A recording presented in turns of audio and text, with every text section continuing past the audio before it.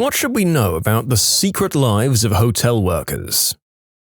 So your reviews are actually seriously listened to, like at every property that I've ever worked at except for a super crappy one. If an employee's name is mentioned negatively in an online review, that isn't necessarily grounds for a write-up, but it's definitely a fast track there. Most properties watch their online reviews like hawks. With almost any situation, unless you're speaking with a manager or someone high up the chain of command, you're a lot more likely to get what you want if you're being nice rather than rude. We're talking reasonable things, of course, like high floor with a good view, parking, food charges being removed, little things like that.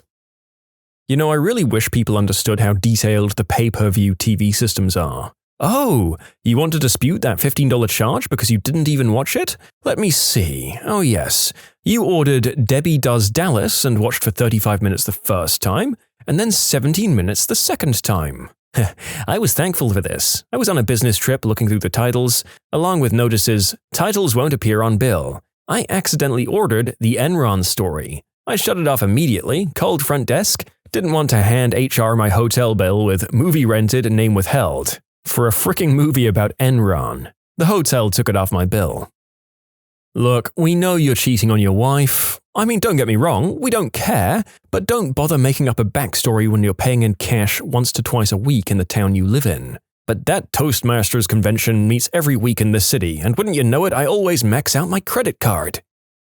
I work overnight in a small-ish hotel, 430 rooms, which means that between 11 p.m. and 5 a.m. I'm alone at the desk. I wish more people were considerate to the fact that when I tell you I can't run up to bring you whatever you've called down for because I'm the only person on duty and can't leave the desk, you'll need to come down and get it. I'm not just being lazy. I've got a lot of arrivals, most of them come in between 11 and 1, or someone might be at the desk checking in or asking a question or buying something from the gift shop, or there's something else ridiculous going on that I'm taking care of. This doesn't mean I'll always say no, but when I do, I'm actually busy. That Expedia takes a 25% cut. We'd much rather have you go with Booking.com, which is 15%, or even better, contact us directly. I gave up trying to call directly because not once in over a dozen times was any hotel even able to match the Booking.com rate. Apparently they'd rather lose money than compete with their own online rates. Yes, this is indeed a problem. And the front desk staff either seem unwilling or unable to do anything about it. Like, surely someone booking at a low rate is better than booking at a lower rate, and then losing 25% of that lower rate. Still, you guys are overworked, and I get it. This video is not sponsored by Expedia or Bookings.com, by the way. It's scary for us knowing how our reputation on TripAdvisor can be the life or death of us, especially to a small hostel or hotel, when a lot of the reviewers can just be drunk idiots or someone having a bad day and taking it out on the establishment. My girlfriend, who works in a relatively small place, recently got trashed in a TripAdvisor review.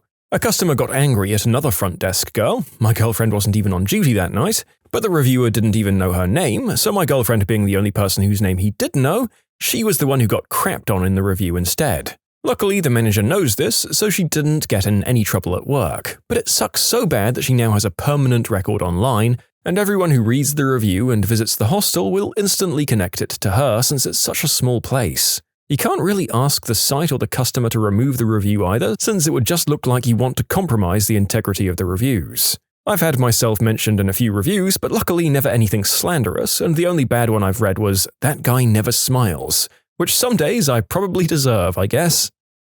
Look, I don't have secret rooms in the back that I keep just for high-tier guests. If I'm sold out, I'm sold out. This is something I don't understand. I get last-minute planning, but trying to find a place in town between one state and another, in a busy city, especially on a weekend or holiday, what do you expect? I'm sorry that I'm sold out, and so are the other hotels you tried. This is why you should call ahead. Being spontaneous doesn't always turn out the way you want. But it's me, I'm important.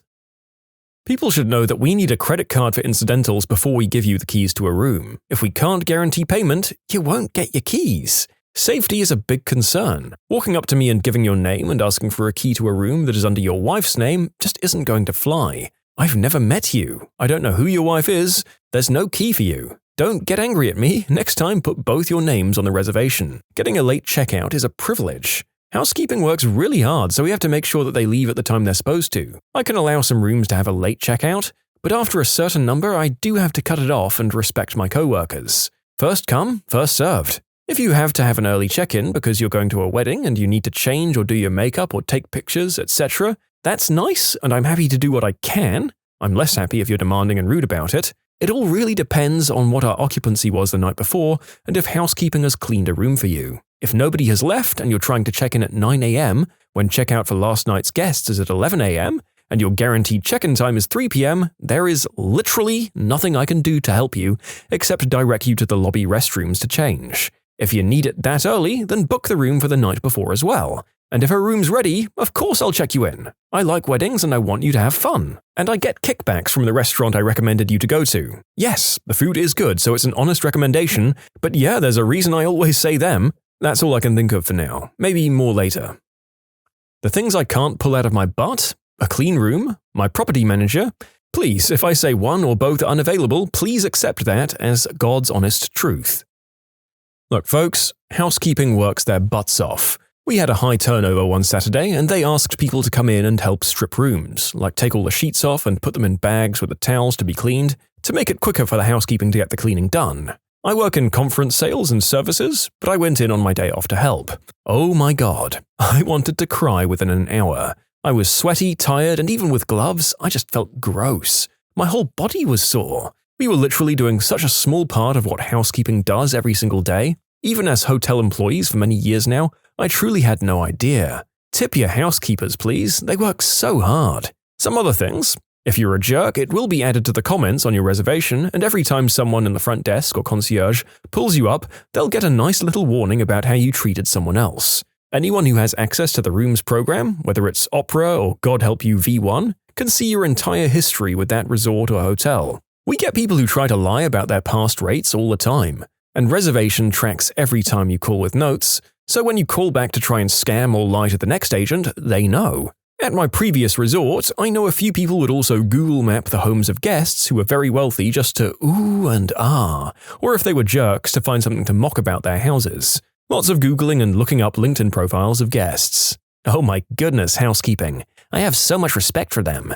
I tried it when I was just out of high school. I just couldn't get the rhythm and the time management right. Not to mention the pure physical aspect of the job. I was done within a month. It's grueling, and some people can be so disrespectful, and the staff that can do that job in a timely manner are just magicians. I always write a little thank you note and tip when I stay somewhere because of this very short experience. I ran the bell desk at a hotel on the Strip.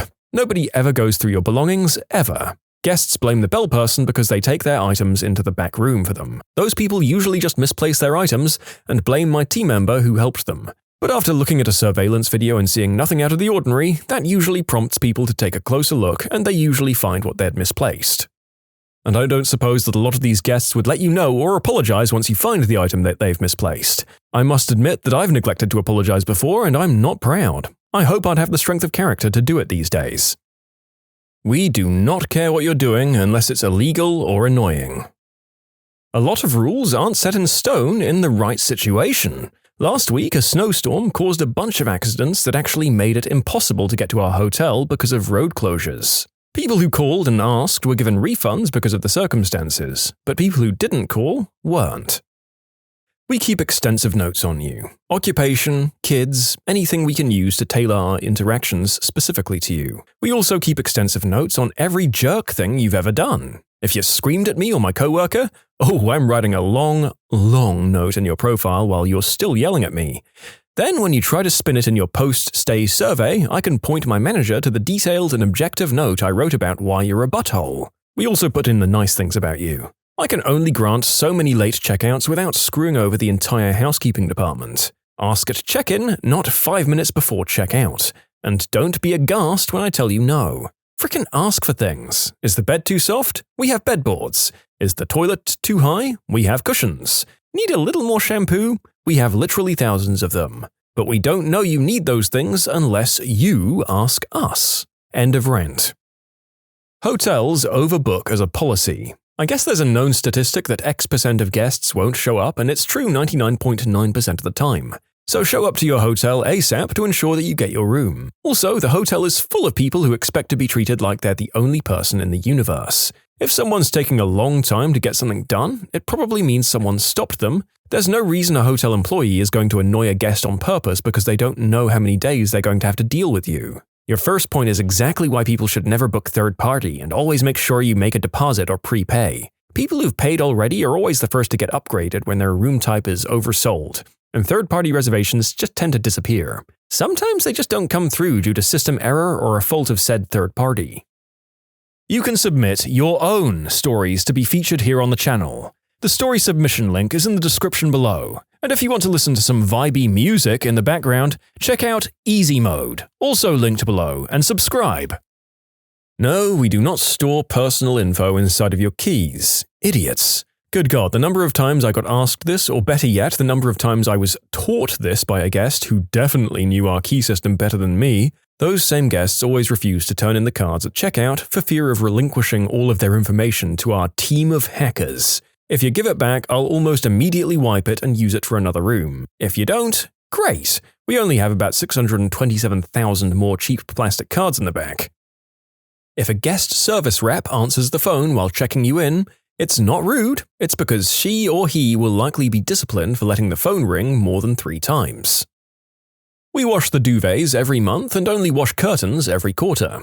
So if someone pees on the bed, we'll clean it and then lay it out in the sun to air it out and kill the bacteria. In some states, we're required to enter your room once a week, and if you don't want housekeeping to assume your change as a tip, please don't leave it on the nightstand. Just because you're the Ultra Platinum member and requested an upgrade doesn't mean that you'll get it. We're not kicking someone else out of a room that they booked. We can't guarantee it until day of check-in. Also, we only upgrade to the next level, so if you book a queen, we'll upgrade to a king. A king, you might get a suite, but there are some room types we don't upgrade to. Expedia and similar sites are rip-offs. They charge you the same rate and they pay $20 less, but you can't cancel or get a refund. And if something goes wrong, we can't discount your room, so there's no way to make it right. If your card declines or we need you to come to the front desk for any reason, we'll lock you out but play dumb when you come to the front desk to get new keys. Also, late checkout is based on availability and only until check-in time, 3 p.m. at most places. If housekeeping will still be here, we can do it, but if housekeeping will be leaving at 1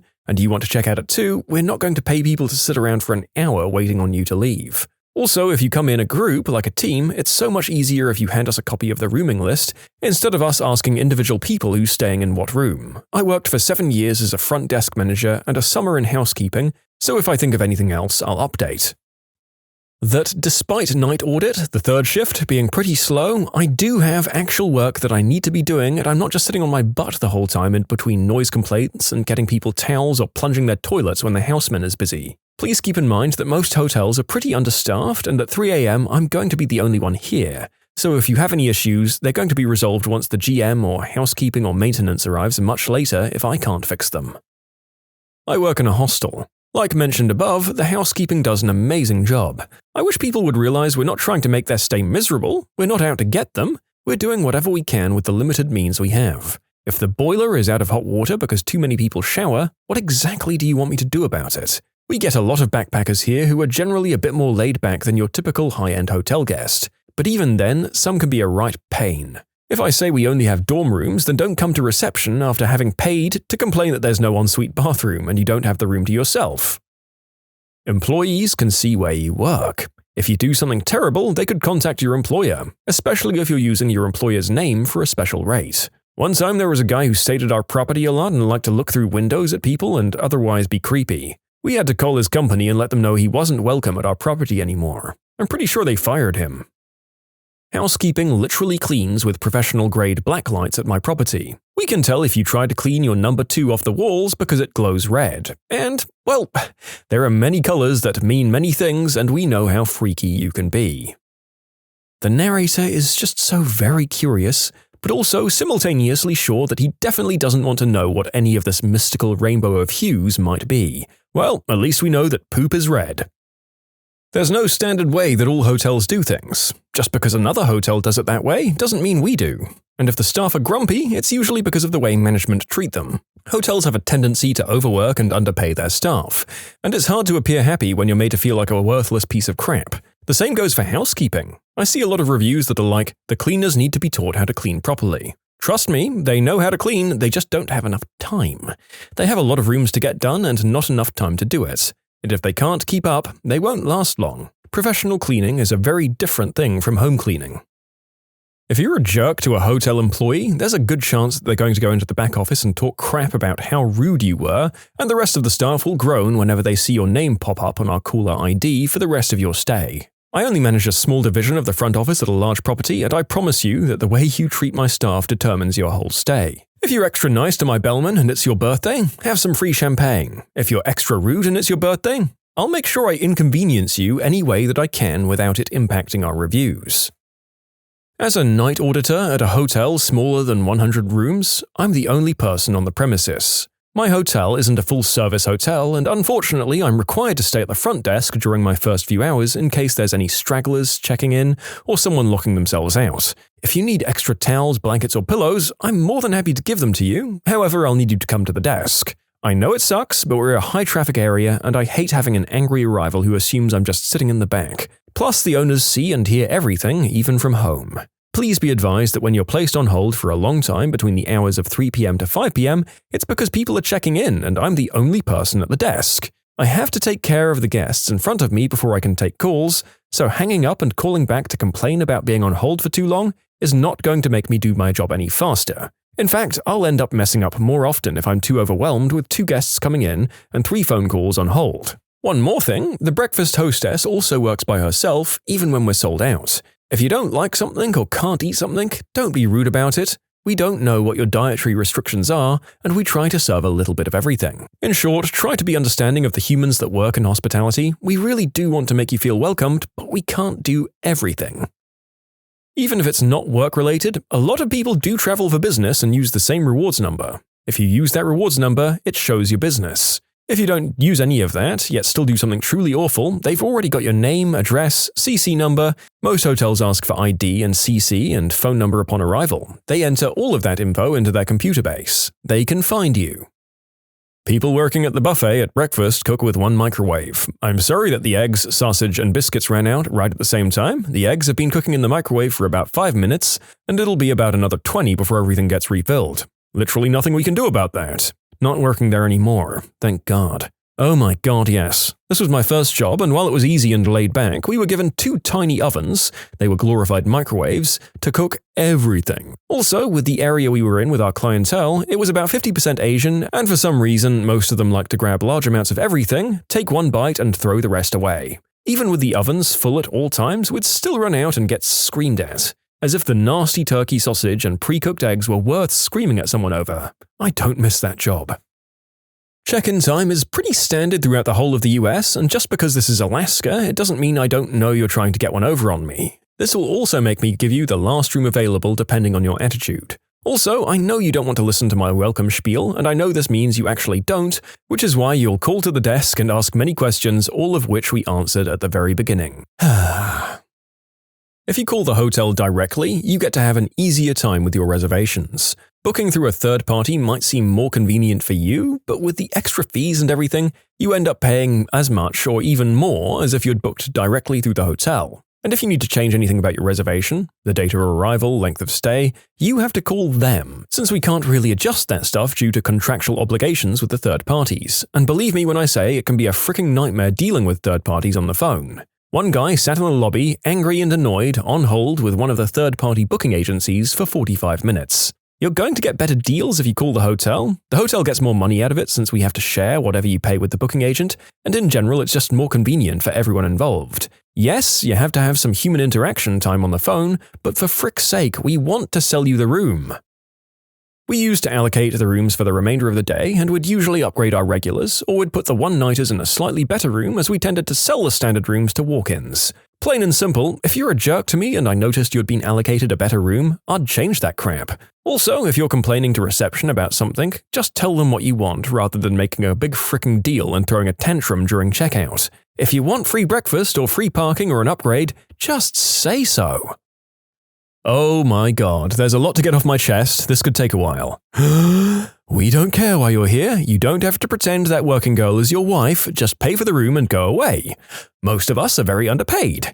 If we say we're sold out, there's a good chance we're lying. Those email surveys you get asking how your stay was, at my property every single employee sees them, so please be nice before you say something like, the fat witch who checked me in was rude, or the gay guy at the bar made my drink too weak. It's just rude and puts you on that person's crap list for the next time you stay. Also, we know a lot about you. My hotel has very detailed profiles listing your likes, dislikes, and any problems you've had with any employees. Not just at my hotel, but any one of our properties. We color code guest reservations in our computer. Black for problem guest, blue for celebrities, etc. And the colors will stay on your profile unless we change it. So if you were a total witch to a waitress in 2004, you're blacklisted. And you'll stay blacklisted forever most likely. So every employee you meet knows you were a witch once and acts accordingly.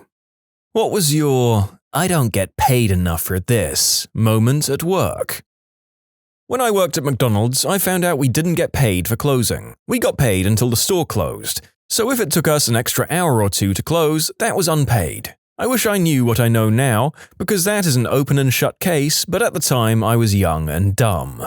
My first paycheck, I noticed I had a ton of missing hours. So when I asked my boss about it, she told me we only get paid until the store is closed. So that night, I walked out when the store closed. They tried to guilt me into staying because the other team members need me. Frick that. I don't work for free, sorry, especially when I'm already making minimum wage. No thanks, not gonna happen. A similar thing happened to me when I worked at Taco Bell when I was a teenager. During the first closing shift I was scheduled for, after I was done cleaning everything, I told the manager I was ready to clock out and go home. She told me that she still had at least an hour of paperwork left to do and needed me to stay while she did it, since there was a rule that no one could be in the store alone. But she told me to clock out. I laughed in her face and told her, I clock out when I leave. She didn't make me clock out and never scheduled me to close again, so win-win for me. Used to work as a dental nurse. First patient of the frickin' day said he felt sick after having a local anesthetic. He looked sick too. I grabbed the bin and told him if he needed to vomit, take the bin. He held it in his lap and turned, vomiting down the side of the chair and all over my pants and shoes. Of course, I had to clean it up, and of course, they wouldn't let me go home to change. That's disgusting. Surely it's not ethical to let someone work with body fluid exposure on them the whole day. It's also a massive infection risk. When I walked into the room of a confused patient on blood thinners who had ripped out his IV and catheter and had crap and blood on every surface of his room, it looked like a murder zone had been committed. I've been through a lot as a nurse, but that was like going into war. I manage a fast food restaurant, and for me it's always things that have to do with the bathroom. From having to clean up adult magazines with splooge on the floor or walls to people either purposely crapping on the floor, even used hypodermic needles. Same boat here, but with customers instead of washrooms. Swearing at my underage staff puts a real bad taste in my mouth, and I am not nice about it. I don't miss either of these things. Good luck, everybody left in restaurant work. Hope all of your customers start watching The Bear and educating themselves on how hard you work. Psycho camp director lost her crap on all of the lifeguards because we said we weren't coming back next summer. Reality was we all had legit reasons. I was going to take summer courses to graduate early. Another guard was moving to university and was going to work in that city. Another guard got offered a head guard spot at a camp near her house, etc. Nothing that said we hated the current camp, just other things going on. We were told in a group meeting that if we weren't happy there, we could leave and she would find other guards. Following Friday, she calls us all in to tell us what a great job we're all doing and how happy everyone is going on the lake. Tuesday after that, she calls us in individually to tell us we aren't working hard enough and she sees us slacking off all the time. Lunchtime Tuesday, all of the guards walked into her office, told her to go frick herself in front of the owners of the camp, and we all piled into my Ford Focus and went out for beer. Went home that night to a message from the camp owner asking us to give him a call back. We'd all chatted and realized he'd called all of us. Called him the following day and told him what went down. He asked us to reconsider and that he would give us $5 an hour raise and report directly to him. We discussed it and agreed on the condition that Psycho Director apologized to us at a collective staff meeting. She refused and had a tantrum. Camp owner fired her on the spot, escorted her off the property, and we opened the lake back up. F you, Barb. I make $13 per hour on an ambulance. Every day is an "I don't get paid enough for this" moment. I was working late, like 2 a.m., in the office. My manager said, let's go to the convenience store to buy up some snacks and smokes. She sits in the back and we drive there. After we get our crap, she says, can we swing by this street intersection real quick? When we get to that intersection, I guess she sees a car that belongs to someone she knows, parked in front of her boyfriend's house. She starts to wail, cry, and kick around in the back seat, while my bewildered butt just holds the steering wheel with a stupid look on my face. After 20 minutes of that crap, we drive back to the office, I drop her off, and I go home. What the frick? So she sat in the back seat like you were a cab driver or something. She didn't want her boyfriend to see her up front, guarantee it. She suspected him and the whole plan was to check in a different car. Worked at a fast food place about 13 years ago. This lady in the drive-thru claimed she was missing a sandwich. Our policy was to ask for bags back to verify. I asked to see the bags, 3 or 4, decent-sized order, and instead of handing them back like a civilized human being, she instantly started raging and throwing the food into the window while cussing me out. Guess what one of the items that she threw at me was? Yup, it was the missing sandwich. Crappy people will always try to scam something. Well over 2 decades ago, I fielded a call from someone insisting they were missing an entire 10-pack of tacos on their 20-taco order. I had no problem telling them I'd been making food all day and no, an order like that had never come up on my screen and to try scamming some other restaurant. I get it here like that all the time. No, you don't. You know how I know that? Because I'm here all the time and I've never seen you before and I've never done it like that. I've seen lots of, I'm friends with the owner here, too. Well, I guess I have many friends here that I didn't even know about. Countless times at the go-kart place, summer job, where I work, I've had to put up with special needs kids whose caretakers or parents dropped them off and just drove because they wanted a break from them. These kids, and adults, have a mental age of anywhere from 3 to 15 and many times they are unable to follow the directions that we provide or even listen to us. They are not only a danger to themselves, but to the other riders and to us, the staff. An easy solution to this would be for their parents to ride with them in a double and to drive for them, allowing everyone to have fun without having to put anyone in danger. However, that costs money, and they don't want to. One parent even said, "Why can't you just ride with him?" And when asked if the kid would be comfortable with other people, she said he wasn't. I wanted to call her a crappy parent, but I didn't want to lose my job. We can't deny them as they have the physical age to ride, but are hopefully putting rules in place to require parents of children with special needs to ride with their parents. I held nothing against these kids, but the fact is that their parents are responsible for them. If they want a break from them, they could hire a caretaker. Even then, though, I understand that bad parents do exist. However, it is the caretakers who refuse to take care of the kids who are unacceptable. You are getting paid. Do your job. I hope you're calling the cops every time a disabled individual is dropped off without supervision. As someone who's worked with this population, this is dangerous for them and you. Got change thrown in my face at work because a man was upset we didn't have meatballs. Now if I'm working, he'll come in, see me, and walk out. I work at Subway. I work in childcare. There was one time we had one kid who had a diaper blowout, and one kid who spewed everywhere. There's only 2 teachers, so this one has to handle the blowout and one the vomit, while also keeping the rest of the kids away from it all. I work in childcare too. I was the only one watching a group of 14 4- and 5-year-olds. One of the 4-year-olds spewed, and I spent the next few minutes trying to keep the kids from dancing around the spew, while also trying to clean up the girl who spewed. Thankfully, another teacher came to help me out. I would like to clarify that 14 children is not a ratio violation in my state, Tennessee, US. The state allows a class of children who are ages of 4 and 5 to be at a ratio of 16 to 1. Is this an insane number? Sure. Is it a violation? No. This was in the late 90s. I was working at Walmart at my first job as a teenager. I was floated to the garden department one day and there was a guy looking at lawn fertilizer. I walked over and asked if he needed help. He said, "Not now, just looking at the different kinds you have." Pretty standard reply from the guy. So I said, "Okay, let me know." I walked away, and then swung back about 5 minutes later. Same guy has proceeded to rip open about 10 different kinds of fertilizer all over the ground and is rolling around in the stuff. He is also taste sampling. I call my manager because I didn't want to deal with it. Security escorted the guy out of the store and called an ambulance in case the ingestion of the fertilizer hurt him. My boss insisted that everybody be at their desks at 8:30 sharp. She made me take roll call on an attendance sheet and hand it in to her every day. She also made me do it at lunchtime when everybody left and came back, and when they left at night. Took roll for a bunch of adults 3 times a day. I don't work there anymore. In my various workplace complaint compilations I've done here over the past few months, there seem to be a couple of special workplaces that go completely fascist on their employees. They tend to have high turnovers, surprisingly. I had a company try to keep me once by offering me an entire grand more than I was taking at my new job. I told them how much it would take to keep me and that while still a raise, I'd be settling for a much smaller number at my new job. It also came with less stress, less management hell, and that I wouldn't be the sole person responsible for advising design, advising sales report, advising sales, advising project management, and advising on sites on how to do their jobs that they needed to do so I could do my one job. I laughed, hung up the phone, deleted all my scripts, and left. The guy that replaced me still asks me for help almost 3 years later now.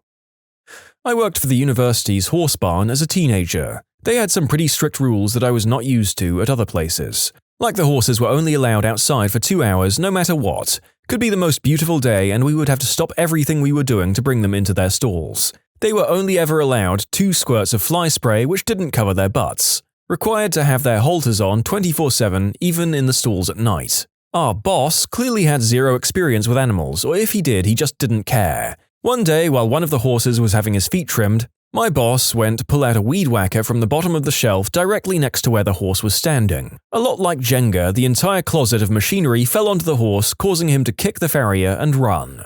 Ever since that incident, the horse was a mess, so instead of hiring a trainer to fix the problem, they just locked him in the stall, all day 24/7. I quit shortly after that. I still wonder how that horse is doing. You can submit your own stories to be featured here on the channel. The story submission link is in the description below. And if you want to listen to some vibey music in the background, check out easymode, also linked below, and subscribe. I worked at a Toyota service department for a few months. It was terrible in general, but one day was the worst. During the week, I had a nail go straight through my foot, so I'm bandaged up and have to walk around to get everything. Probably 100 yards to the car wash, 40 yards to the shop, etc. My team for Saturday, 4 people, had one person quit on Wednesday and I had one person who had a funeral to leave early for. The other guy was new, so he was slow to get stuff done. My boss says he'll come in and help. Wednesday, we lock it at 60 appointments since we have short staff up front and back. We do take walk-ins too. Thursday, it's at 80 and we tell our boss to lock it. Again, on Friday, before closing, we see 110 appointments. He never locked it. Come Saturday morning, we had 130 appointments from 7 AM to 4 PM. I'm having to walk around a lot and ended up bleeding through 3 pairs of socks and bandages. I had to chase down about 80% of our customers' cars because our porters were goofing off. I had 53 opened tickets at 12 PM. We had a 4-hour wait for walk-ins and 2 with appointments.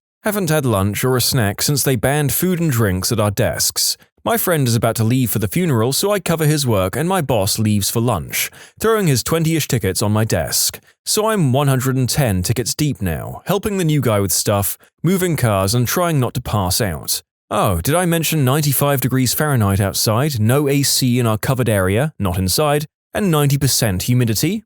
We didn't even get a breeze. Can't have snacks or drinks at our desk either. It gets to 3 PM and I'm rescheduling people, trying to get everyone out when their cars are done, but have to limp them down to pull them in front to leave after they pay.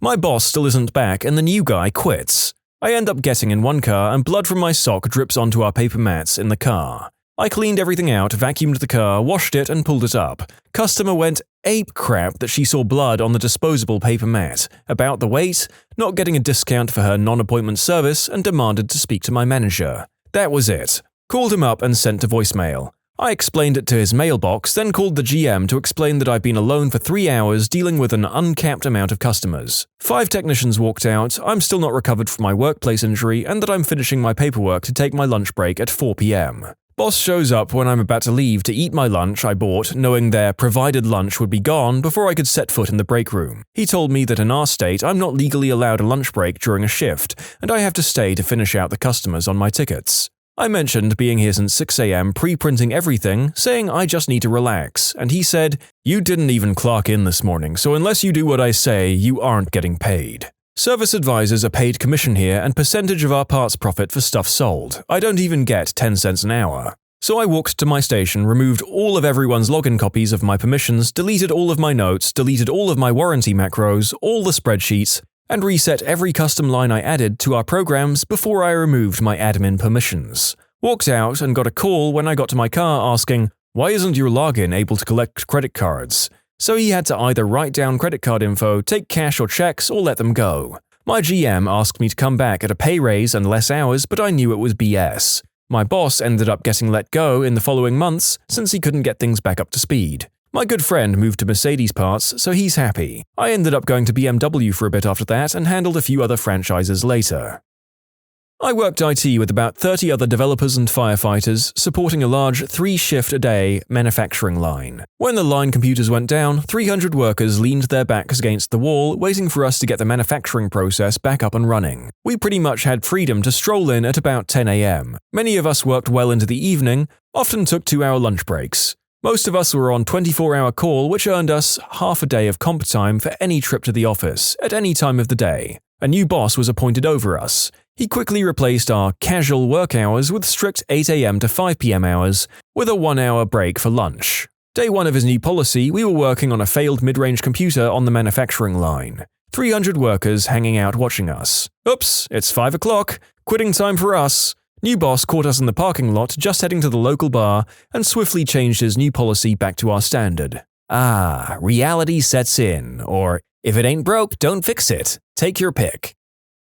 Our productivity and morale was through the roof with the old boss. He got promoted to corporate and company hired a new one. He goes through every single room at 8 a.m. sharp to check if people are working and if the guys that work outside the office already left. Same thing after lunch. Everyone is freaking miserable and performance went downhill. Worst thing is he micromanages the crap out of everything and it always has to be his way. It's a process that has been working and continuously improved, tested and proven to be completely efficient and give results we need? Yeah, forget about that. Let's do it his way because that's how he did it 20 years ago, even though he doesn't know how it works now. Team leaders, supervisors, engineers, nobody has a voice anymore. It hasn't been fun.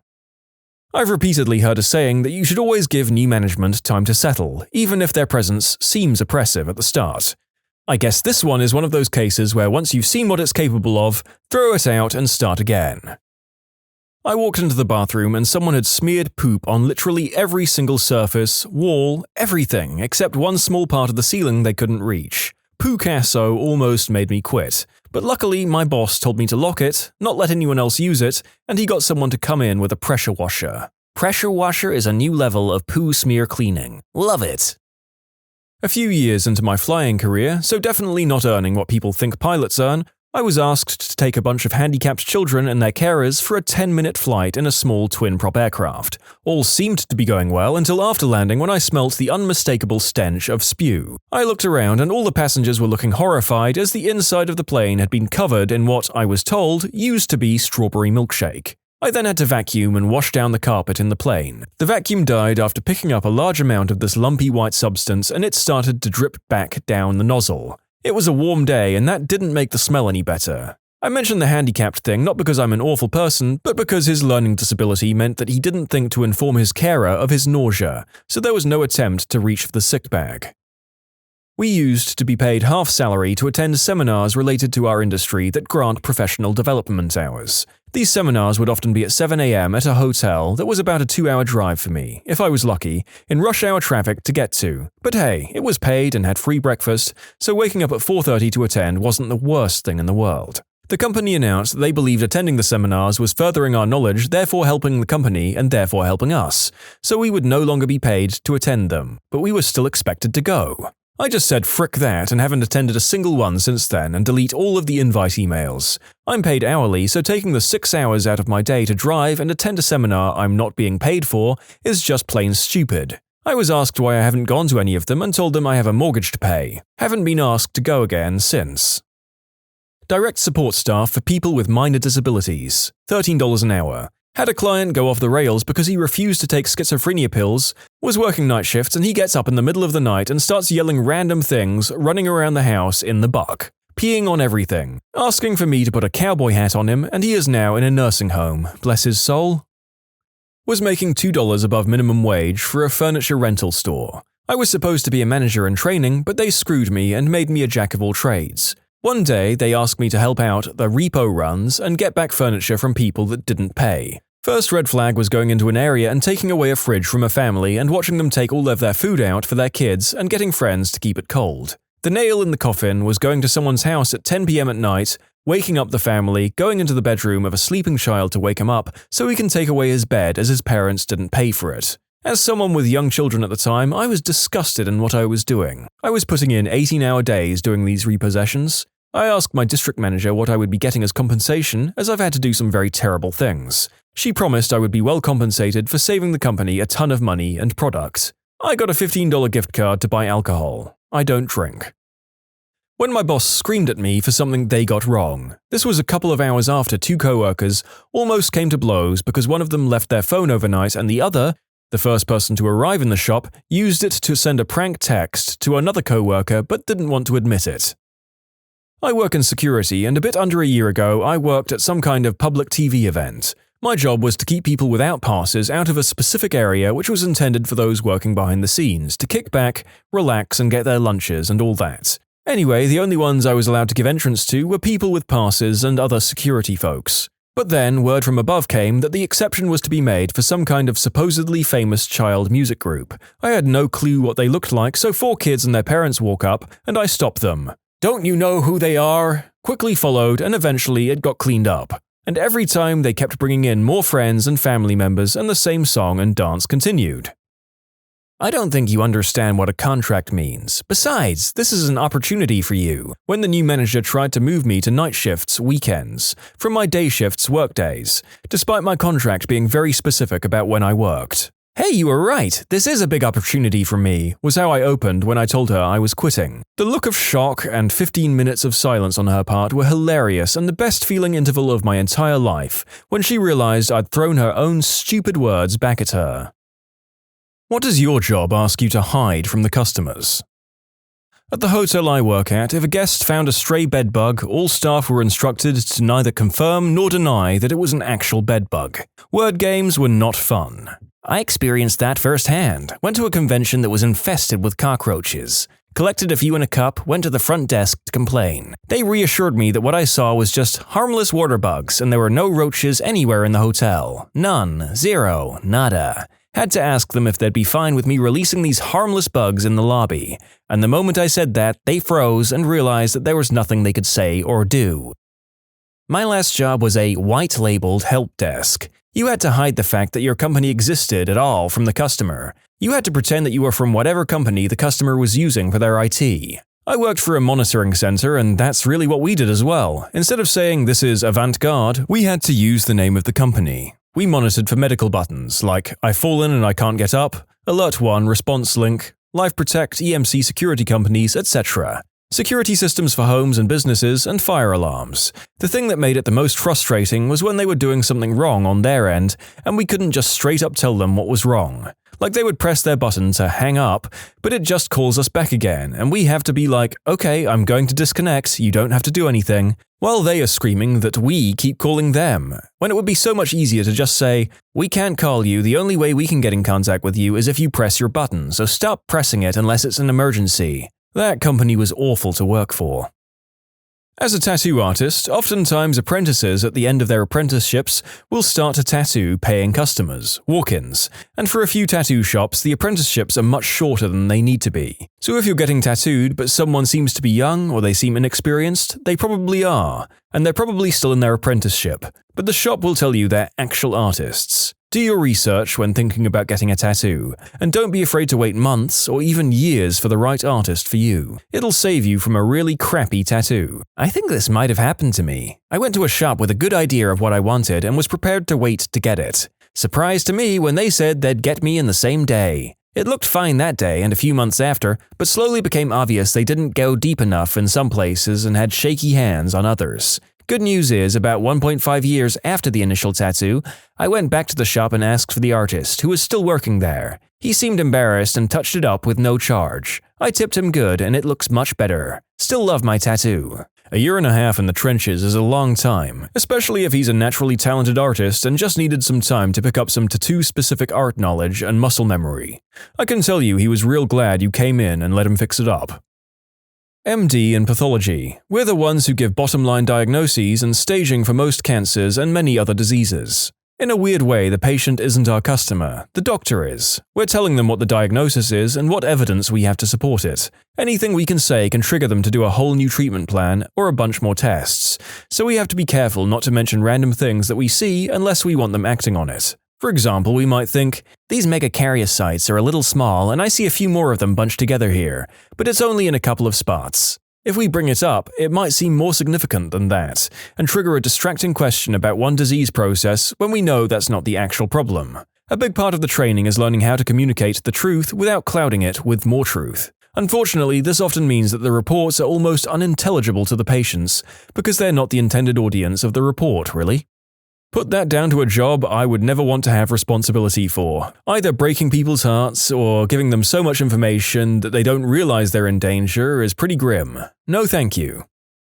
The restroom. I work at a small privately owned pet store. It's the most trashy store ever, and the bathroom is a room with a toilet, water heater, and buckets. To use it, you have to go through the back room, which is where we keep the rats and stuff. Basically, it's employees only. Well, one lady asked us to use the restroom, we let her, and she stole a turtle that was being soaked in the sink on her way out. We caught her stuffing it in her bra, but she got away. Now if a customer asks if we have a bathroom, I have to say no.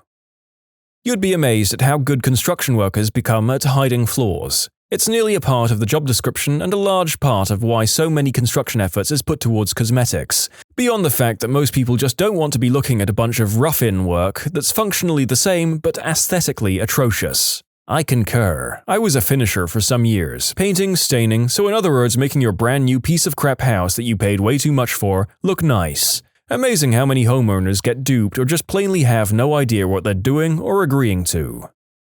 I've worked at 2 fast food restaurants in my life. At each one, the only time that food safety protocol was followed or enforced was the day that the health inspector was coming in to grade us. I should also note that both stores received 100% every time the health inspector came.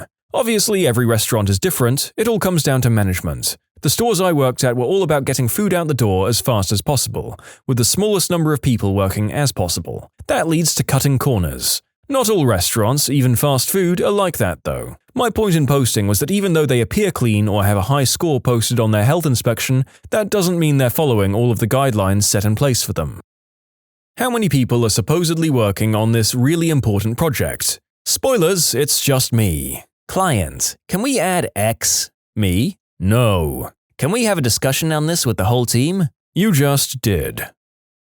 We sell software and we have a page that has instructions on it for setting up Linux servers. But that's basically all we know about the OS and as much as any of us actually care to learn. If asked, the going policy is that our Linux specialist is out this week, but we'll totally refresh what we know by going over the page with you. Meanwhile, most of us Linux users are thinking, crap, they actually mentioned us. It does feel like the general principle of Linux is, if you can't work it out on your own, you don't deserve it. I recently just started working at a fairly fancy resort and we just finished renovating a floor of the hotel and a lot of the new furniture had Argentine cowhide as the leather for it. We were instructed to tell guests that it was a fake synthetic material just in case. I work at a deli and bakery currently. All of our food is from frozen and they want me to call it fresh, baked in store every day. Dude, it was frozen for 3 months, thawed for an hour and then cooked. It's no better than anything else you get from the freezer section, and in many cases, the freezer section is higher quality stuff. At BK, the food is frozen and gets warmed up in an automatic grill, and we're told to tell the customer that the meat is always fresh and there. The last time I ate at Burger King was about 4 to 5 years ago in a food court. I ordered a cheeseburger and watched as an employee literally pulled a burger out of a drawer and shoved it in the microwave. I don't know why, but I couldn't stop laughing to myself. Not now, but back when I worked as an aide at a nursing home, we were forbidden from telling patients that we were short-staffed.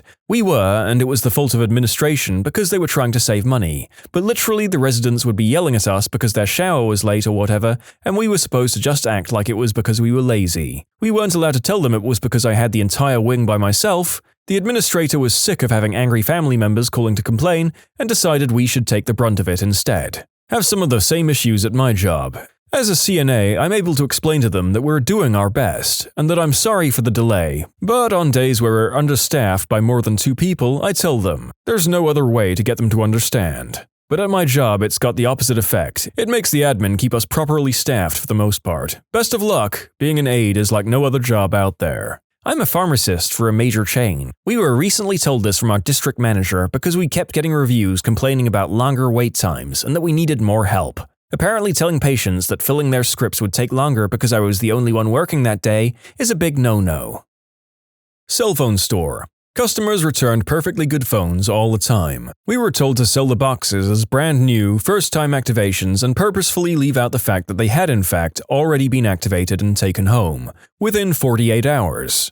I'd be teed off if I brought a phone full price and it was even slightly used. I let those phones get dusty and would never sell them despite that crappy policy. I used to work at one too, and we also did that as well. I think the thing that annoyed me the most was the push to sell the accessories just because it was on a daily basis. I understand the need to sell accessories, but what I didn't understand was the need to sell accessories that do not fit the phones. Like, is it that hard to find accessories that actually fit the phones to their exact model? For example, if you wanted a screen protector, it was either going to fall short around the edges or be too big where we had to cut it so it would fit. It was worse for tempered glass because it was more expensive. I loathed every time I had to sell one. If I didn't, I'd get in trouble and get scolded for not hustling enough. I worked at a small town store, so I knew a good chunk of people and felt terrible selling them. I only sold them whenever managers were present, otherwise I'd just tell customers to order off of Amazon. Screw that place. I love that complete refusal to be a sleazy salesman. Although if someone has got to 2020 without realizing that everything is cheaper online, I feel like you might have just doomed them to a massive online shopping spree when they see the prices there. Our sales prices are just normal prices. Had to stock some pressure washers a few months back. They're $199 each when scanned. The next day I have to put up more, scan them, and they show up as $279 each. Couple of weeks later they're on sale for $199 each. Just to make things clear, they raise the price for a couple of weeks before putting them on sale. They don't just add a sale sticker to it. This isn't with everything that's on sale. Some things are on sale because it's literally just, oh crap, we have too many of these things and nowhere to put them. Or we have a ton of product related to the spring season and now spring is over. Those are actually at a discounted price. There's a guy locally who owns a furniture store and every one of his commercials ends with, "Come to so-and-so furniture where we don't mark it up just to mark it down and call it a sale." I didn't know that was a practice until his commercials started airing. How does that work out for him? Wasn't there a store that also tried to do this and lost lots of money because it turned out that customers love getting lied to? You can submit your own stories to be featured here on the channel. The story submission link is in the description below. And if you want to listen to some vibey music in the background, check out easymode, also linked below, and subscribe. Let's just say our technology doesn't come close to meeting its process guarantees, but we can give a customer a phone book-sized excuse of why it's their fault. I can't tell which of our vendors this is. Any. Literally any.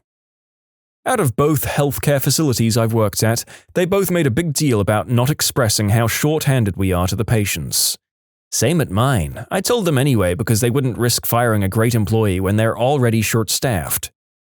Not in my current job, but when I worked in retail, we had to process waste food off the floor, waste food being fresh items that had been reduced on their use-by date and then wasted or removed from our stock level because the company didn't want customers to see how much food was wasted. It was a lot. We could process damaged items on floor or items that had been taken out of the fridges and dumped elsewhere by customers, but not out-of-date or end-of-life products. We did trial giving our waste food to local homeless shelters, but head office stopped it because it wasn't viable, which I took to mean there wasn't any money in it for the head office. So I pushed them and they said that they were worried there might be lawsuits against the company for giving out-of-date food to people. We could accidentally poison someone, etc. I'm talking trolleys of food. Liquids were poured away and written off, food was placed in bin bags and thrown in huge bins around the back of the store that were locked to stop people digging through them. Some of my colleagues would pour bleach or industrial-strength floor cleaner over it too. I had a problem with wasting so much food and thought the excuses head office gave for not allowing us to donate was rubbish.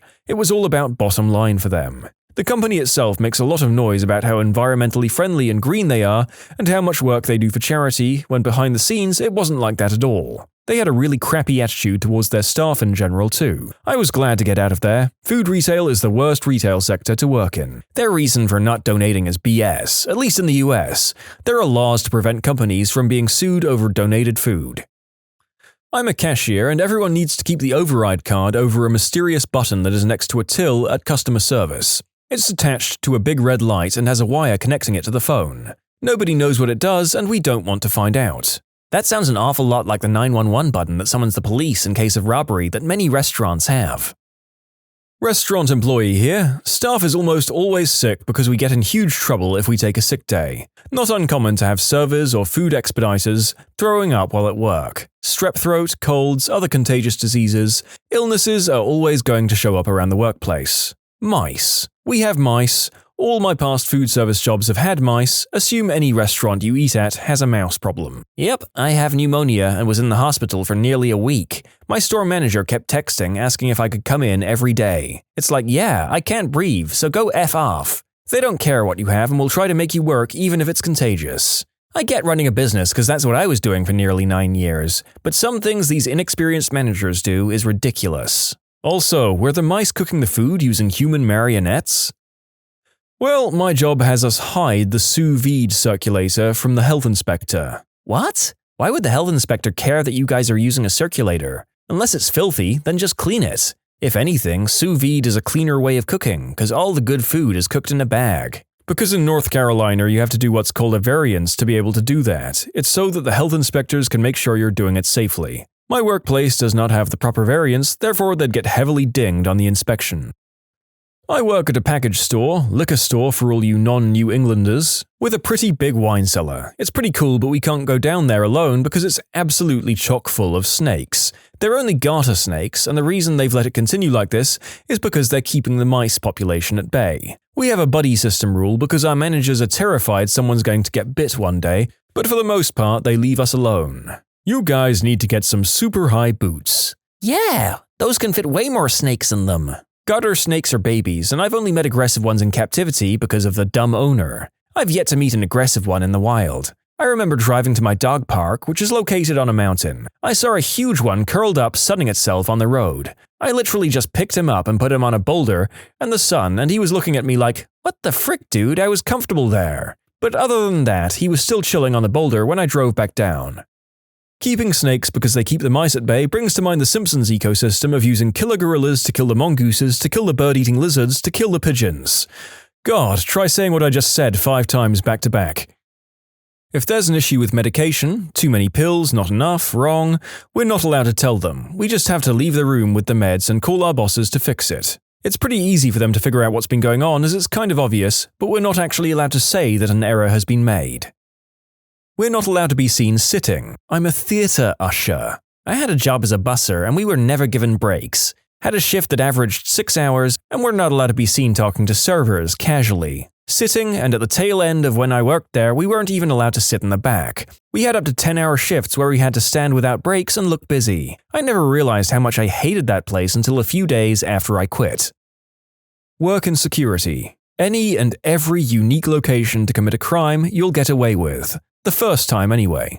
We don't get the funds to have real cameras over the entire mall, so we move them to blind spots where we suspect based on following other footage of the crime being committed. Then we wait for your stupid butt to go, "Wow, that was easy and nothing happened," and go for round 2. I've talked with peers in Target, Walmart, almost all over the place, and this is a constant. While there are certain high-risk zones that always have functional cameras aimed at them, if you wander off to an odd corner, odds that you'll get away with it time 1 are really good, provided you dodge the employees at the time too. Oh, and along the same vein, park your stupid frickin' car at a different parking lot if you're robbing. This is how we get you, your license plate. You don't even need a mask or a hoodie, odds are we'll never figure out who you are if you just straight up walk out with crap and off the property.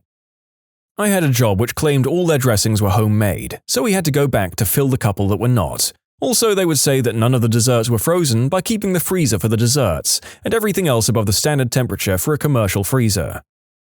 Everything. Where do I even start? Really, the only thing I'm allowed to tell the customers is this spiel about the place and where the restroom is. I really wish I could help people more than I can, but management actually trained me to actively hide things from people. Literally, I'm supposed to make the customers' lives harder. If I don't do it to management's approval, they go and hide even more things. Then again, I work in an escape room. They had us in the first half, not gonna lie. Current job I'm at told me to lie about the failed maintenance and the budget cuts in my job. At my old job at Walmart, they told me to lie about the malfunctioning fridges and cooled produce that would sit out for 8+ hours before being put into the coolers.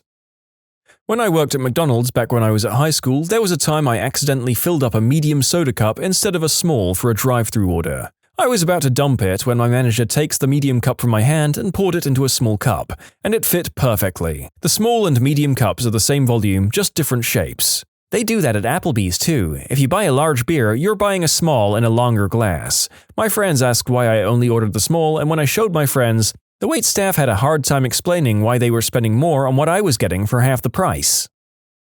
Well, this is kind of weird. So my family owned a small bodega, and across from us was another bodega. We had this ripped up blue chair where the counter was, so my grandma, mum, or me, and my brother could sit in between bagging stuff. Every time this old man, middle-aged man or his wife came in, my mum would slowly lower the chair to the ground so they couldn't see. I was a kid and thought it was a game, so I would help. Didn't realize it was weird until I became a teenager. I asked my mum why, and she was reluctant to tell me that they stole the chair from that old man's bodega from when they fired her before I was born. I find it hilarious. In case you're wondering, the old man, middle-aged man and his wife, the old man's son and daughter-in-law, weren't that petty and came in to buy stuff they didn't have at their store. They were also friends with my grandpa. Your fancy catered event? That's tap water. Bonus if your event is done by a company based in a university because your food is probably the same food that is being served in the cafeteria. I work with artists and bands. On the last tour, I couldn't tell fans that the artist just didn't want to meet people at the bus, or if she was or wasn't on the bus. She had a paid-for meet and greet, so if they really wanted to meet her, they should have paid for it rather than wait outside near our home on the road. I think that's reasonable. Whether her meet and greets are paid or not, a lot of venues now have security screening, and that might prevent or discourage anyone with Selena, Dimebag, Daryl, Christina Grimmie, John Lennon type ideas. It's just good sense to meet fans in the most controlled environment available. What fact were you taught in high school that you later learned was completely untrue? All of the chemistry, about 3 times. Electrons are little balls that circle around the nucleus. Just kidding, electrons move in these little clouds around a nucleus. Just kidding, electrons move in these different hybrid clouds. Just kidding, electrons are clouds. Just kidding. F you. Also, light only moves in straight lines, except when it doesn't. Our gym teacher told us your body temperature increases by 40 degrees when you run. When we pointed out you go to the hospital with a fever of 103, she told us it was different and to stop acting smug. That's why she teaches gym. Maybe she confused temperature and heart rate? The sun is half star, half planet. I had a middle school teacher who told us that Buddhists have to pray to Buddha 3 times a day. Took me until high school before I realized he was probably thinking about Judaism. You can't take a bigger number away from a smaller number. Oh my god, yes. I remembered when we learned about negative numbers. I was so gosh darn teed off and upset. Nowadays, I tutor young kids, and when this question comes up, I will take the time to try and explain it in a very simple way that won't cloud or confuse them. One time, though, a kid got excited about what he learned and showed it to a friend and came back to me next week and said his teacher said I was wrong and that it's impossible to subtract big numbers from a small one. Come on. I can understand a teacher not wanting to confuse kids with negative numbers when they're just learning subtraction, but to straight up lie and say that it's impossible to do it is abhorrent. What's wrong with saying, yes, you can do that, and you'll learn that another time, but right now we're only going to subtract small numbers from bigger numbers? And if a kid actually learns how to do it, that teacher should encourage them. Thanks for being awesome and teaching the kids the right thing. I remember this being introduced quite early in my education, but it is entirely possible that that's just a different country's education system. Also, basic negatives are a very important concept when it comes to personal finances, stating the obvious for those who haven't considered it.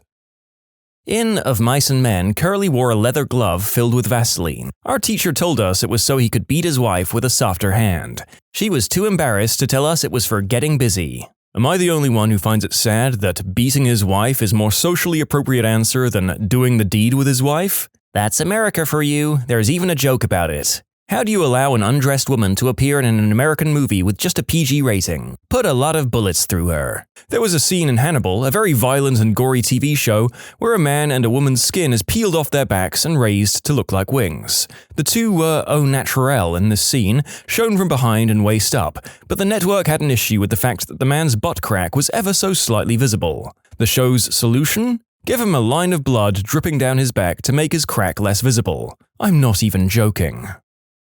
Benjamin Franklin discovering electricity by flying a kite with a key on it. No, he didn't discover it, he invented it. The phenomenon of electrons moving around never happened until he flew that kite. Just like fire never existed before the cavemen, right? Adults kept telling me that people would offer me free substances. You want some dip? No thanks, I don't do dip. Good, don't start. An actual conversation I had.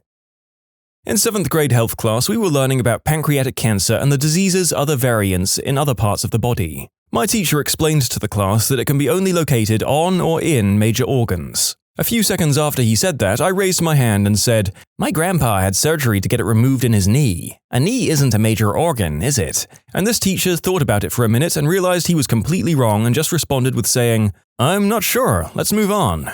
Oh crap, the knee is a major organ. We're screwed! Well, to be fair, I'm sure he didn't have it in his knee, but maybe bone cancer in his knee or something like that. I obviously don't know all the different types, but I'm pretty sure it's always on an organ, major or not. Many of you have been trying to correct me that bones are not organs, but apparently blood is not an organ. So if you absolutely need to find a way to correct the statement I said I was pretty sure about, you can cite leukemia.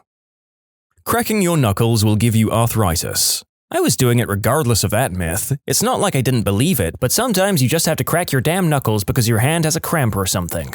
Very relieved to find out it was a myth. Men and women have a different number of ribs. Also some stuff about the Antichrist, but I didn't believe that. That everyone believed the world was flat until Columbus proved them wrong. Additionally, that Columbus went to his grave not knowing that he hadn't landed in the West Indies. If I recall correctly, there's a diary entry written by him acknowledging that what he had landed in was a new continent. I'm literally 100% sure that some Greek dude proved it was round by sticking a stick in the ground and measuring some angles and shadow lengths. Also, Magellan was yelling that the world was like a melon years before Columbus sailed. Was taught about Magellan's yelling in history class in middle school. Apparently Magellan wasn't old enough to do any reasonable yelling when Columbus went sailing. So add that to the list of things taught wrong. Apparently the Greek dude already knew the world was round and was trying to figure out the size of it. Add that to the list. The entire rhyme, which I've now learned is incorrect, was taught to me in middle school. It goes, Columbus sailed the ocean blue in 1492, while Magellan was still yellin' that the world was like a melon. Everything about chemistry. In grade 9, we were introduced to chemistry. Then in the later grades, they were like, everything you were taught was essentially wrong. We did it to simplify things. Here's how it actually is. Then in university, they go, lol, everything you were taught in high school was wrong. It's actually like this. Looking back, I wasn't bad at chemistry, I always did well, but because of this constant flip-flopping, I'm still confused about some of the basics, for example, acids. I remember taking the AP Chem exam, and my sister was in college studying biochem, and I heard her say to her friend, Gen Chem is a lie. After that, I started searching for clues. I finally got it when, after the unit on ideal gases, I asked why they're called ideal gases, and realized everything we just learned basically didn't apply to real life. But only a very small percentage of things, or they'd always say, there's an exception to this rule, and then it turned out mostly everything was the exception to the rule. I was so irritated. Actually, the ideal gas law is a pretty good approximation of the real thing in most cases.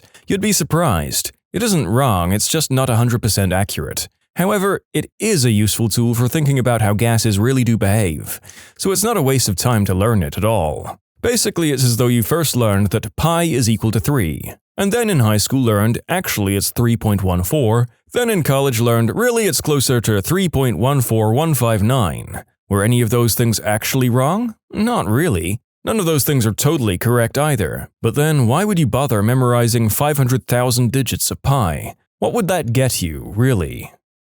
I was today years old when I was hit with the knowledge that ideal gases are an approximation of a pure gas instead of how most of it is found. I guess you learn something every week with this job. That you have to round up all the numbers after the decimal point. Example 1.07883666272, round the 0 to a 1, the 7 to an 8, 8 to a 9, etc.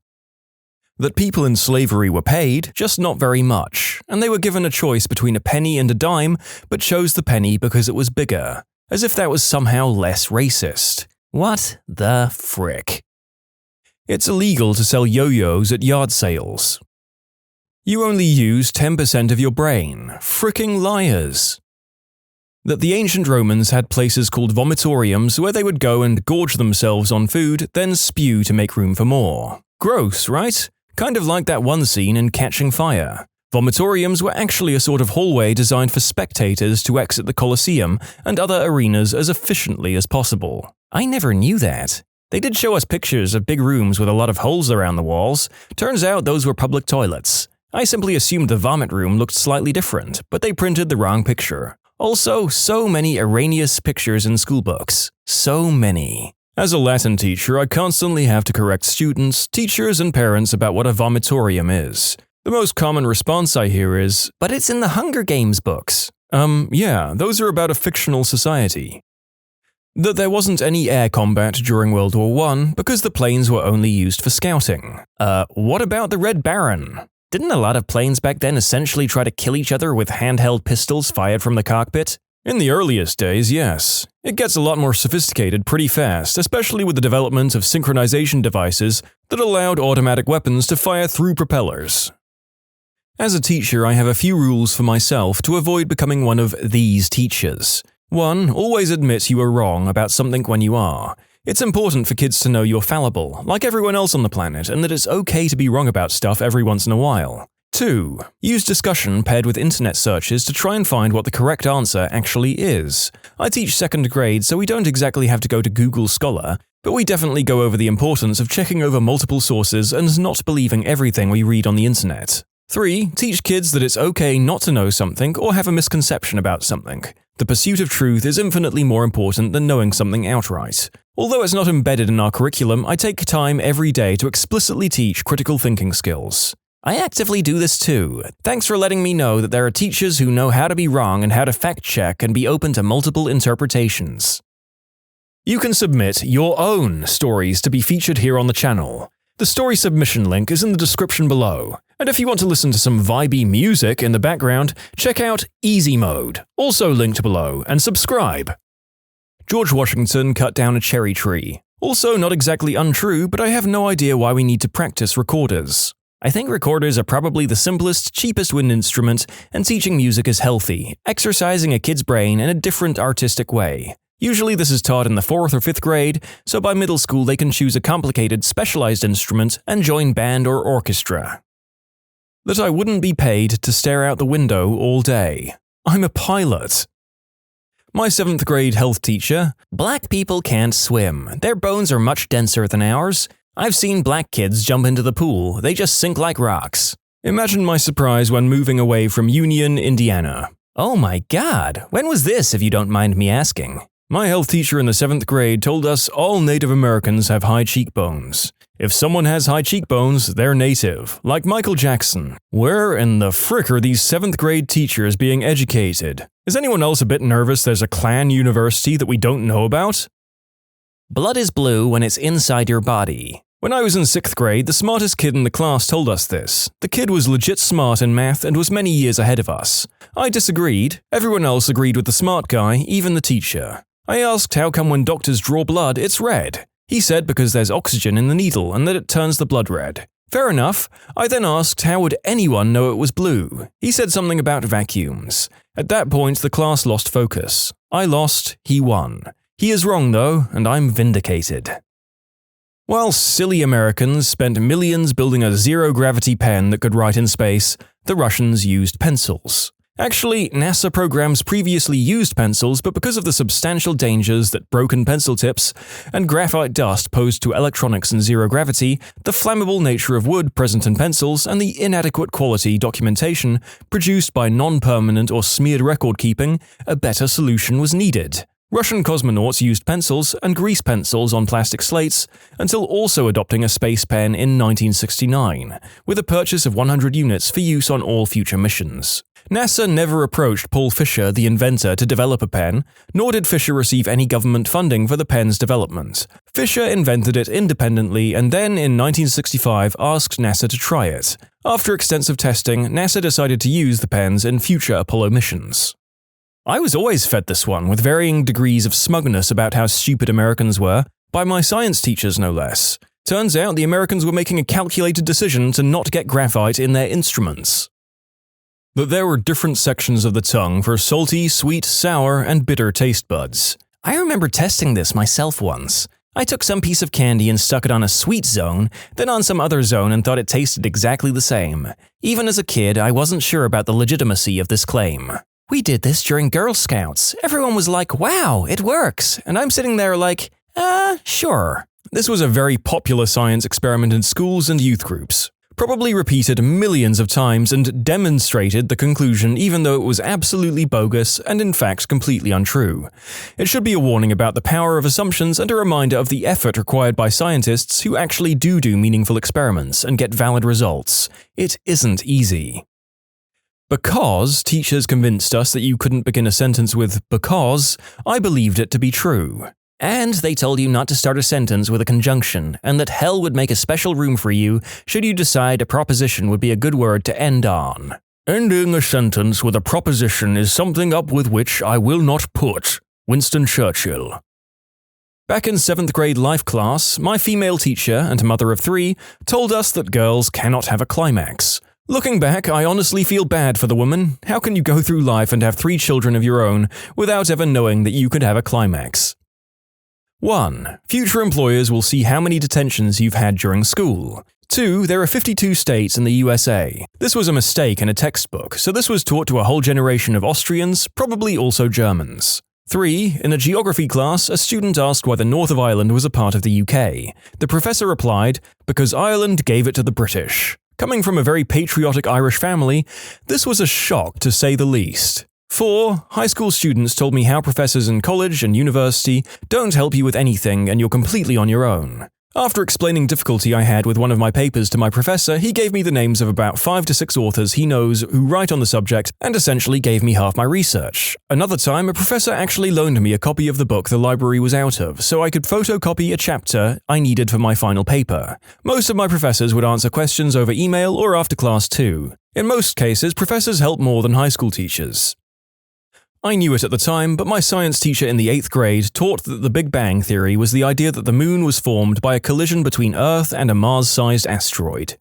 I told her this was not the case, and her excuse was that it was simplified so that everyone could understand it better. To be clear, I know that that is how the moon was formed, but the teacher was trying to say this was the Big Bang, like the beginning of the universe, even wording it as such. Yes, the Moon and the modern Earth were formed by a massive impact between proto-Earth and another object called Theia. This is, however, not the Big Bang Theory and was not the beginning of the universe. First year in college, the year was 2000. My intro to Comp Sci professor looked at me with 2 heads when I asked him if the exams were open book. His response, after the shocked pause, was something along the lines of, "Do you think you'll have access to the book when you go into the real world?" It was my time to mirror his look of shock as I'd completed my 2nd year of co-op employment through my trade school where I was employed as a DB admin and web developer and had not only books to reference but also w3school.com bookmarked in Internet Explorer 6. In kindergarten, the teacher's aide told us that north is always forward no matter what direction you're facing. During recess, I figured out which way north really was and told her. Her response was, "Only if you're facing that way." I think she thought that we were unable to understand north, south, east, west, and she got really mad at me when I proved her wrong. Until she was eventually fired a few years later, she tried to punish me with anything possible. For example, when I talked during lunch, she moved me to a different table. Some motherfrickers are always trying to ice skate uphill. Trolling before the age of the internet. Also, when you see the moon, that's actually the sun after the Lightmaster General has turned down the dimmer for the day. Tell all your parents about our recent budget cuts. That the Vietnam War was a tie. And that's putting it pretty generously. In fairness, the Viet Cong haven't reached DC yet. To be fair, there's a substantial number of people both in the States and abroad who either just don't know who won that war, or who outright think that the US won it. It doesn't help that most Vietnam War movies tend to end in one battle that the US comes out on top of. Was taught in middle school that the US has never been invaded outside of Pearl Harbor. War of 1812, Britain used troops from Canada to enter the US. We surrendered Detroit. Later on, British troops burned down the White House. Remember the famous painting of George Washington? It was rescued from the fire from Dolly Madsen. World War II, Aleutian Islands. A small Japanese force occupied the islands of Attu and Kiska, but the remoteness of the islands and the difficulties of the weather and terrain meant that it took nearly a year for a far larger US and Canadian force to eject them. There were also reports of German World War II U-boats off the East Coast and Japanese balloon bombs in Washington state. I was in my early 20s when I started learning on my own about history. Went to private Christian school. The one I always got was, when you're out of college and in the real world, you need to be firm with your faith. People will challenge you left and right. Professors might try to debate you and break you down, and other people will be bombarding your faith everywhere you go. Thanks for the scare tactics, but the most conflict I've had was with a classmate, and it went, "Oh, you're Christian? I was raised Catholic, but I'm an atheist now.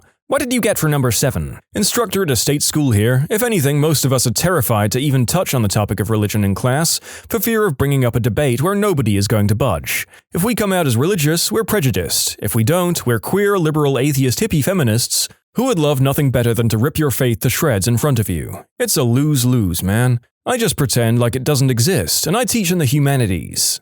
You're telling me teachers don't like to bring up complicated discussions that inevitably lead to everybody getting really angry, tons of drama, and waste a lot of time? Weird. I discovered in college that the more know-it-all you were about your beliefs on religious subjects, the more pushback you got from everybody else. You can be religious like Mr. Rogers was religious, and nobody will want to argue with you. You can be religious like Fred Phelps was religious, and people will get in your face all the time. That you don't have any rights in school. Like at all. No freedom of speech, no freedom of expression, nothing. This was in public school in the early 2000s. I mean, your rights are limited though. I remember being in a grade 10 science class and learning that everything I learned in grade 9 science was a lie. From what I understand, sciences are just one of a long chain of, okay, it's not like that, it's actually more like this.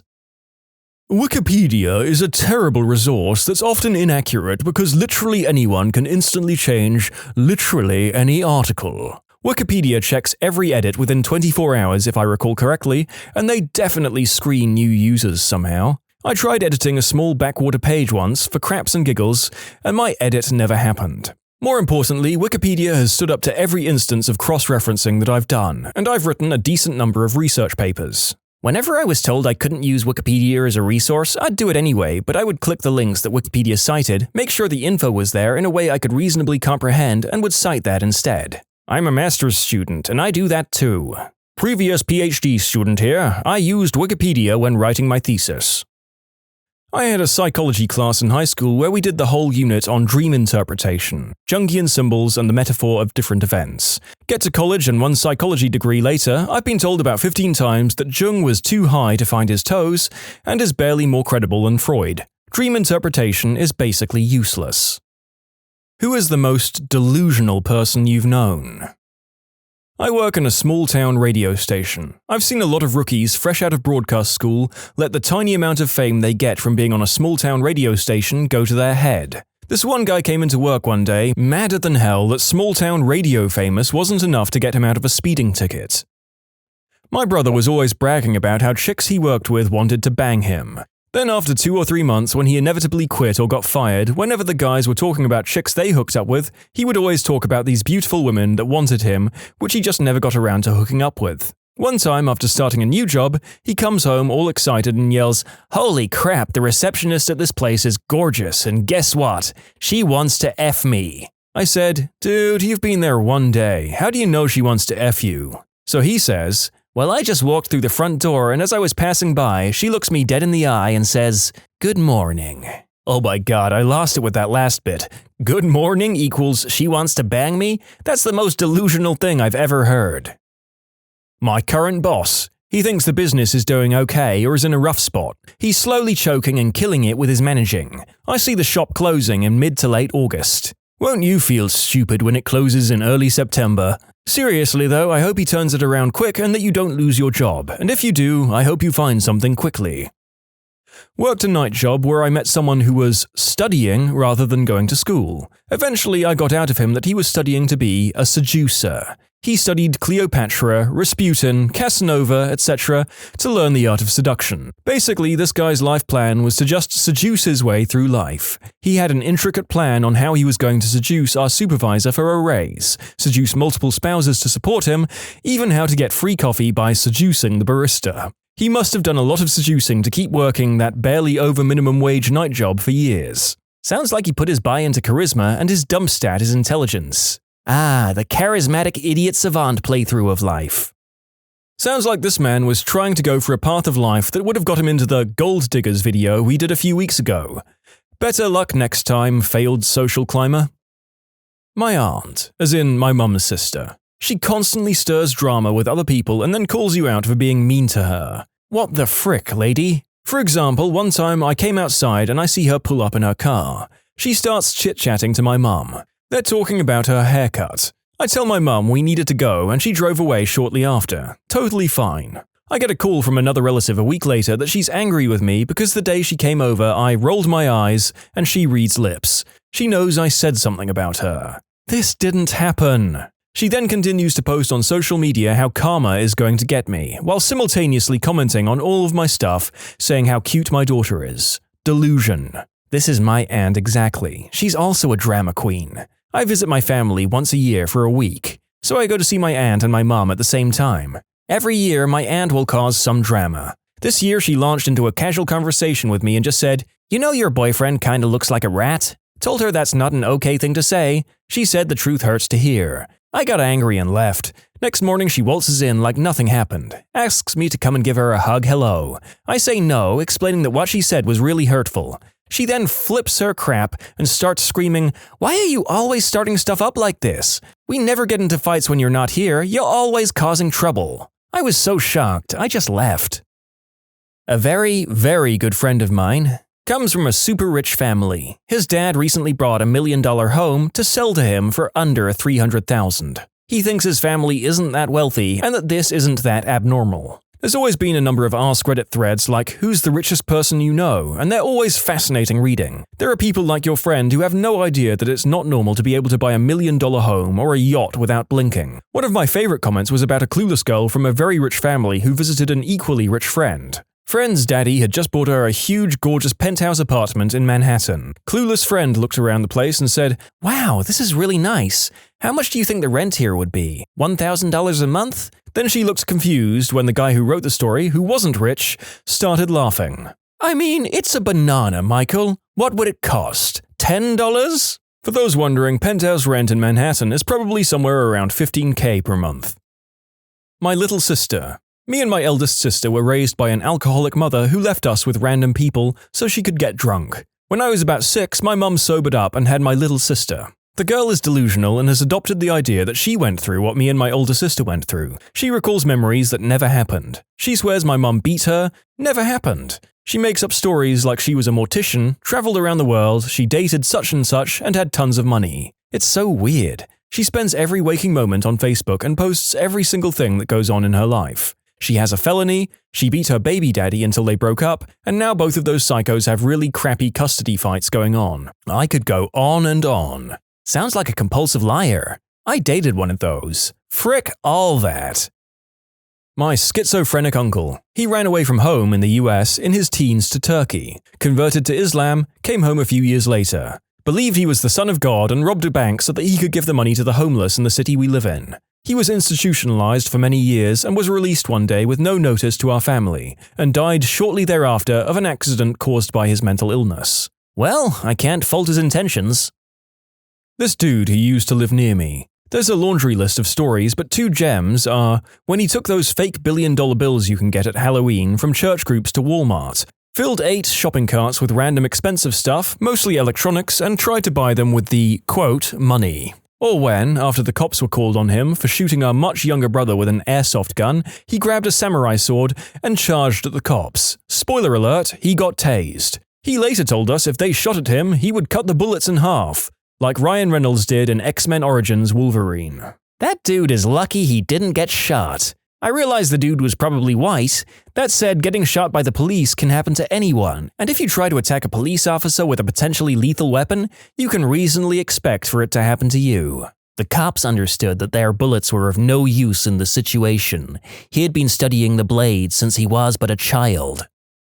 My ex-boyfriend plays the victim to his friends and family, yet I've spoken to 2 of his exes and we've all called the cops on him at some point. He obsesses and stalks and plays weird games. He tried to break into my apartment once after we broke up to apologize to me and tried to convince my roommate I was unstable and making rash choices. We've been broken up 7 months now. I have a new boyfriend and he still sends me emails saying I'm being unreasonable. This reminds me of my uncle. 3 out of 4 of his wives have literally fled from him in the dead of night. One of them took their daughter and sought asylum in Germany, where her mother was a citizen. He's a criminal and a sociopath, but neither he nor my grandparents see it. Some years ago, my grandfather had to get triple bypass surgery. There were some complications. He was in the hospital for months, and no one knew if he was ever going to make it out again. When he finally did, he discovered that the same uncle had stolen over $1 million from him over the months he was in hospice. Did my grandfather finally see him for what he was? Nope.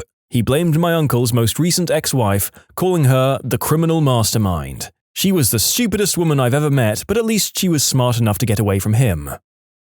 Met a guy in the psych ward with psychosis who believed that he was a prophet. Really nice guy. I have a quote written by him. "Madness is not pure error, it is nature's dissatisfaction with genius." My grandmother was a psych nurse in a ward years ago, and she encountered a patient who was convinced he was the second coming of Jesus. He even walked like Jesus. She said, "If I hadn't known he was nuts, I might have believed him." Back in the day when mental health experiments were just doctors saying, "I wonder what happens when we combine these specific types of crazy people," there was a case where doctors put 3 second coming of Jesus guys together to see what would happen. Anticlimactically, each of the 3 merely thought the other 2 were poor, deluded souls. I wanted them to merge into one super prophet. We are Threesus. I would like to thank everyone who combined their stories into that last exchange. The humor can be hard to come by in scripts about the mentally ill or deluded. I spent the first 11 months of my army career with this one guy who had absolutely no idea that everybody hated him. He had this horrible personality where he talked too loud, said frick all the time, stole crap, and fricked with other people's stuff, and just seemed kind of like an alien trying to mimic heterosexual male interactions. But the alien had only studied bad sports movies and war films. He was incredibly cringy. Guy was raised by a single mother that clearly allowed him to get away with anything, and in 11 months I knew him, I never once heard him take responsibility for anything. An example, we'll call him PH for dialogue purposes. We're in the lunch line and he gets a big bowl of clam chowder soup, he spills a little over the side of the bowl and onto the tray, and we're like, looks like you spilled a bit. Keep in mind we saw him spill it. PH? No, I didn't spill it. Well, who spilled it then? Frick, I don't frickin' know. I guess someone frickin' knocked me and made the bowl spill. As I said, he swore all the time. You know you swear too much when a bunch of army dudes think you swear too much. Yeah, literally couldn't take responsibility for spilling a little bit of soup in a tray. As said though, the most delusional aspect of his personality was his complete inability to accept that nobody liked him. When our final course, combat engineer training, finished, and we were all about to get posted off to our respective units and bases across the country, he'd always talk about how he was going to hang with the people who were going to the same place as him, and maybe be roommates with one of them. To a man, each one of them never wanted to see him ever again. It took on average about 2 weeks from the point of meeting him to completely despise him, and he was never once aware or willing to admit this. As said by one of our sergeants at the end of our course, at the course party, that kid's a frickin' lunatic. Couldn't have said it better myself. Are you talking about Sterling Archer? Isn't it funny how we all love Archer, but if he were real and we were friends with him, we would just think he's a pathetic idiot. You can submit your own stories to be featured here on the channel. The story submission link is in the description below. And if you want to listen to some vibey music in the background, check out easymode, also linked below, and subscribe. My cousin has insisted to my family that I get exorcised because I'm gay and autistic. She thinks that only the devil himself can corrupt someone to my extent. The problems with her theory are that I'm neither gay nor autistic, and she's the one touched by Satan. This reminds me of that Yahoo Answers post where someone said his mom made him wear a butt plug at all times when he was 5, or Satan would violate him and make him gay. That's nowhere near as bad as that Facebook trend where moms would give their wee kids bleach enemas and then point at the shredded colon lining and say, "Look at that big worm that came out of him. That's what caused his autism." People are effed. Guy at my college thought he was God's gift to women just because he worked out daily. He looked more like an albino Dwayne Johnson with curly hair. It was like Casper took roids and started hitting on anything that moved. That last sentence made me really feel like I could hate him and be justified in doing so. I love unrepentant buttholes that I can take out all of the rage I have stored up from my day-to-day life on. Mine is my boyfriend's best friend in the whole world, and he's a frickin' nutter. Sometimes it's funny to hear him explain his theories, but other times it's sad and frustrating. I care about him, but often worry that he may be mentally ill. A few examples: that the Earth is flat and that NASA and all the other scientists are in on the secret and want to keep it from the public. They don't want us to know because it somehow directly proves God's existence, and they don't want that. All ice cream starts as vanilla ice cream until you add flavors to it. He thinks the absence of added flavor is vanilla. The government uses airplanes to spray us all with metal particles that makes people have autism. Also related, he doesn't believe that regular clouds are made out of water vapor. He thinks that semen never leave the female body after people do the deed and that it collects in the uterus somewhere. If a woman does the deed with multiple men over the course of her life, then her child will genetically be a mixture of all those men. This is why he thinks God wants us to only do the deed with our husband or wife. Do I even need to keep going? Okay then,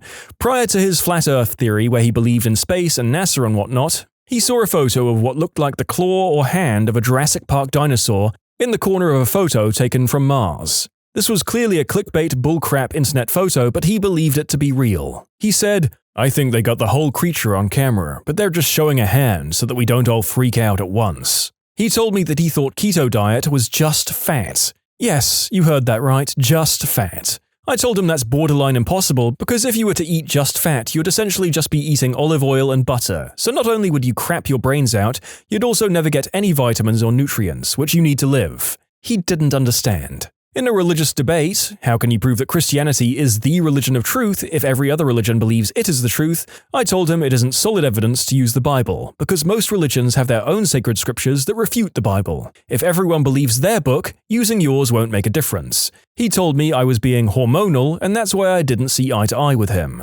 Are you satisfied yet? Alright, a few more because it feels great to get a chance to share some of these. He recently informed me that God taught him that watering your grass will make it green. I told him that that was just standard lawn maintenance and general knowledge, but he argued that only those who know the Lord take the time to water their lawns. He doesn't understand what door-to-door salesmen are. One was at his house asking his grandfather, the homeowner, for some info to complete an order he was making. He wanted his name, phone number, and the exact address. My friend thought it was incredibly suspicious that he just showed up, even though the guy had on a uniform and a marked vehicle, so he called the cops, who were very confused when they arrived. He firmly believes that fat people are fat because of cake. Not trans fats, not excess sugar, not hidden calories and misleading portion sizes, just cake. If you try to pry further, he'll explain that there's nowhere you can go where you can't buy some form of cake. It's delicious and horrible for you. That's why people are so fat, because cake is too yummy and too easy to get.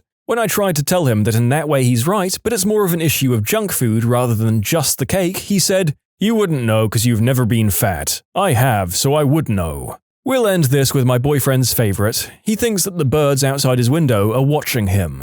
Keep in mind, his house is 2 floors and he's on the 2nd floor, which is right at eye level with the tree in the front yard, which has a huge bird feeder. And yet he thinks that for whatever reason, these birds are obsessed with him and watch him 24/7.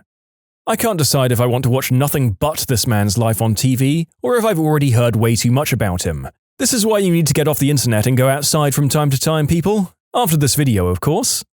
It's the vanilla ice cream part of the story that's really bothering me. It makes sense to someone who just barely understands language and flavors because we use vanilla to describe something that's plain. But really, it's not that hard to look up the actual plant it comes from, so they're not only operating on extremely basic understandings, they're clearly refusing to even attempt to enhance it.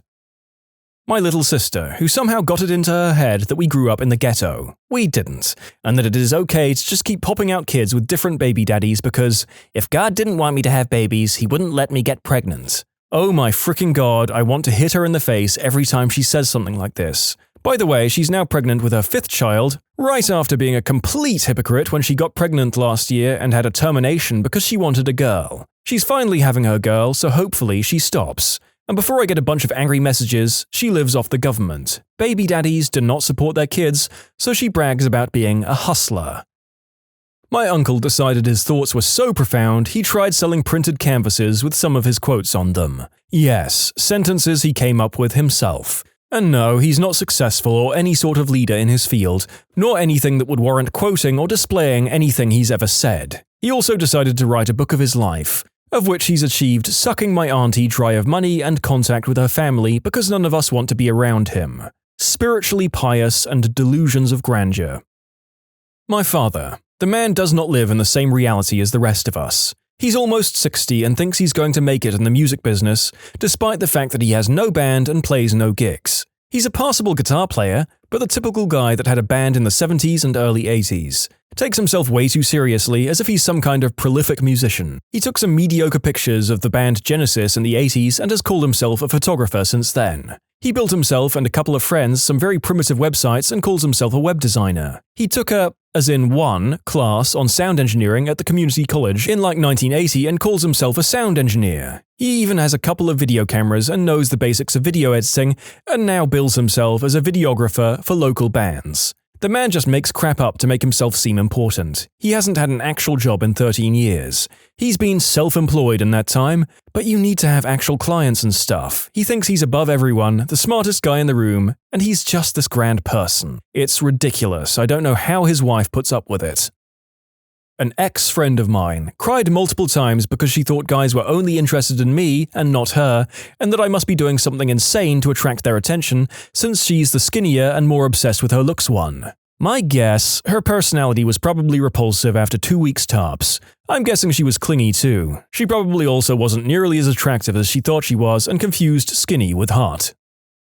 Definitely my uncle. He claims to be the descendant of some wealthy noble family from Germany and goes around genealogy websites adding himself and my grandmother to said family, claiming she's a princess. Not my dad though, he doesn't count. This is only the latest one. He's also pretended to be a priest and a diplomat at some point, as well as having several diseases, so he could get money, sympathy from people, and heavy prescription drugs. HIV, melanoma, Parkinson's, the list goes on. We tried having him admitted, but he always gets discharged a day or two later, since he's very good at convincing everyone that he's fine and that it's us who wants him out of the picture. Man, I thought most of these would be funny, but now I'm kind of sad. It's terrifying to think that people can go their whole lives, their one-shot at existence, being so sheltered and afraid. What a bummer.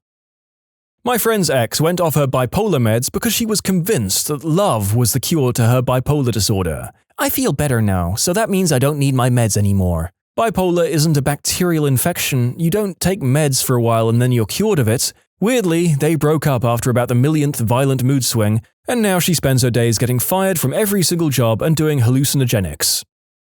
Both my aunt and uncle on my mum's side of the family, mum's brother and his wife, my grandmother's health was declining and my uncle fully supported my aunt so she didn't work. Instead of putting my grandmother in a home, they offered to move her into their house so my aunt could take care of her. Meanwhile, my mum was in the process of divorcing my dad, selling the house and working 70 hours a week to keep up at a job she hated. In the midst of all that, my aunt asked if my mum could come over to be with my grandmother on the day she was meeting with the lawyer to finalize her divorce. Mum said she couldn't make it, and my aunt told her that if she really loved her mother, she'd make time and would move her appointment with the lawyer, even though she came to the house every day after work to see her. Finally, my mum admitted to my uncle, her brother, that she was suicidal and wanted a way out. He then proceeded to tell her that she was a horrible person and was useless because she didn't want to help.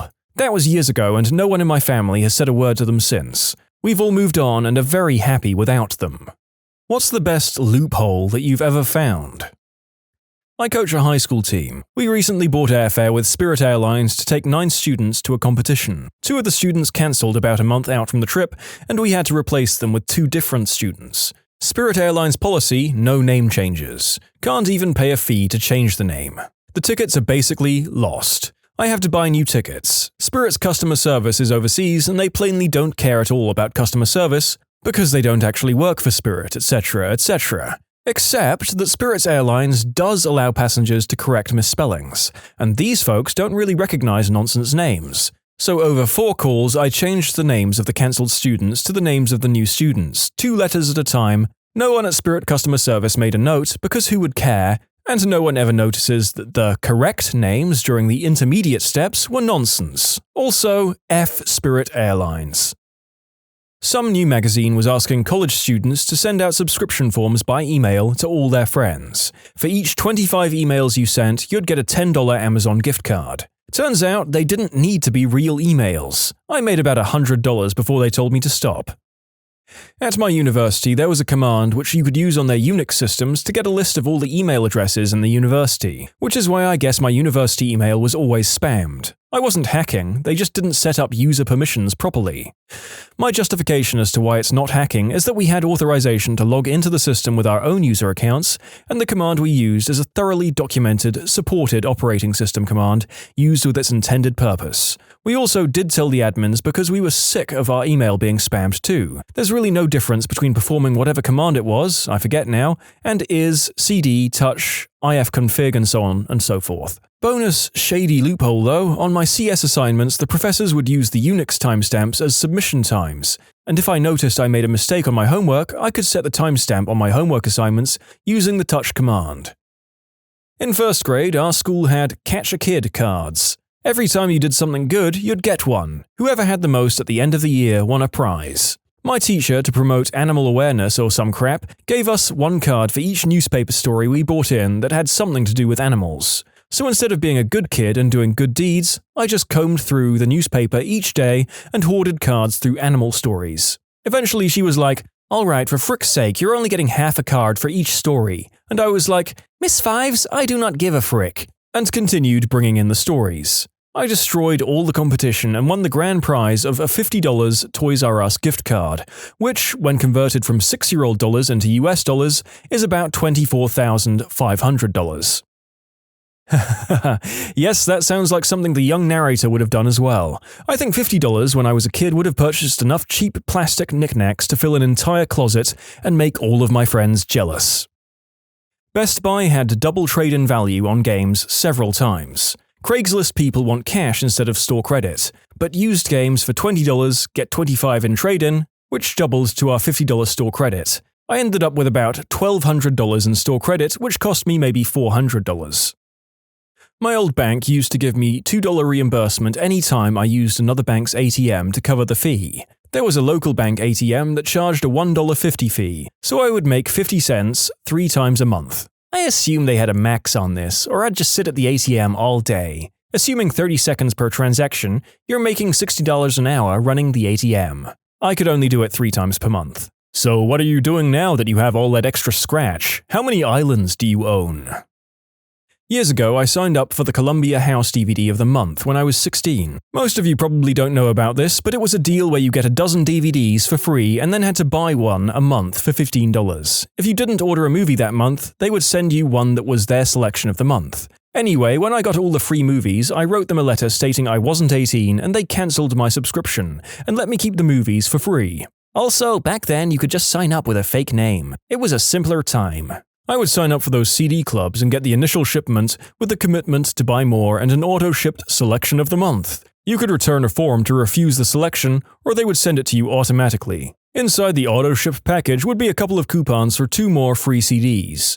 I'd get the auto-ship package, open it, take the coupons, and then glue the package closed and mark it Return to Sender. Ended up scoring a couple dozen more free CDs that way before they stopped auto-shipping me the monthly selection.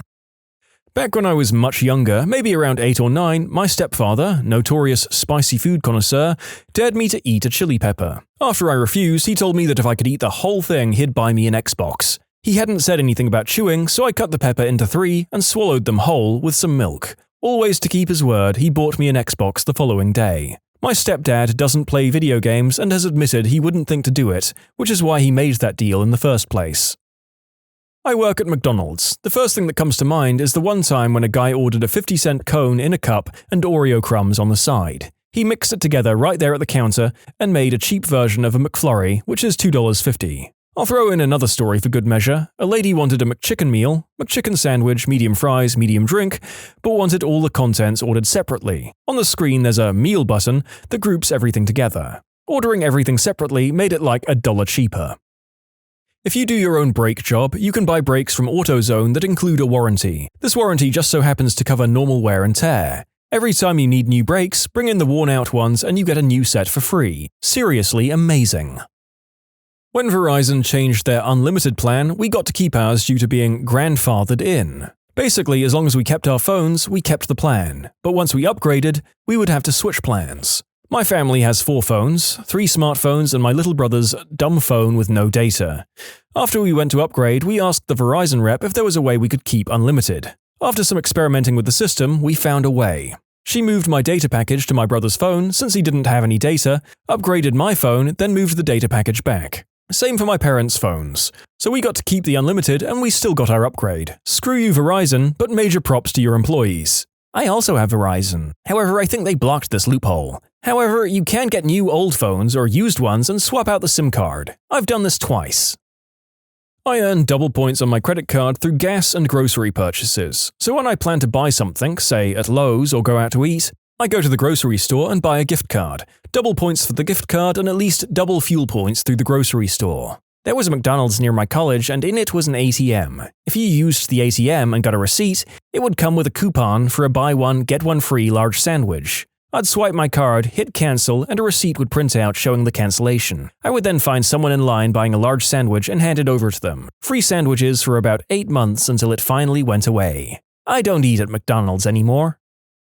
Watched a guy do this over the course of about 1.5 years when I worked for a credit card company. The guy was getting a divorce but wanted to hide some of the money from his soon-to-be ex-wife. So he overpaid his credit card by $80,000. He then called us to issue a check for the money, so on his statements it would reflect a zero balance. But he would never cash the check, so it would come back on our books. Every 6 months, the balance would return and he would call to have a new check issued so it looked like an accounting error. From what I understood, the lawyer only reviewed a couple of months' worth of credit card statements, and he timed the issuance of the check just right so no one was the wiser. He called and spoke to a guy on my team and told him the whole story, and then we issued the check for the last time and never heard from him again. I used to work as a teller for a credit union. Guy would do the same thing. We would cut cashier checks out to a neutral account, so he just took all of his money as cashier checks payable to himself. Came in on the 6 months mark to recut the checks. Hid so much money from his wife.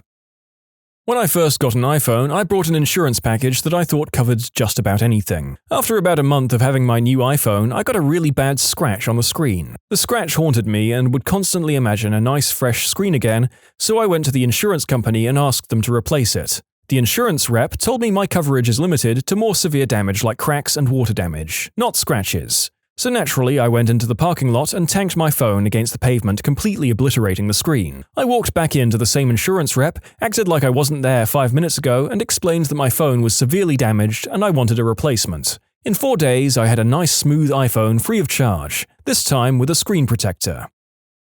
Not my find, but my mother's. Back in the day, when a woman needed her husband's permission to get a loan or sign up for a credit card, my mother used to take advantage of the "sign up for our store credit today and get X gift for free." She would fill out the form completely, but since my father refused to sign the permission section because he thought it was stupid that she would need permission from her husband in the first place, the credit card company would throw out her application, so she would get the free gift either way. She must have done this a dozen or more times.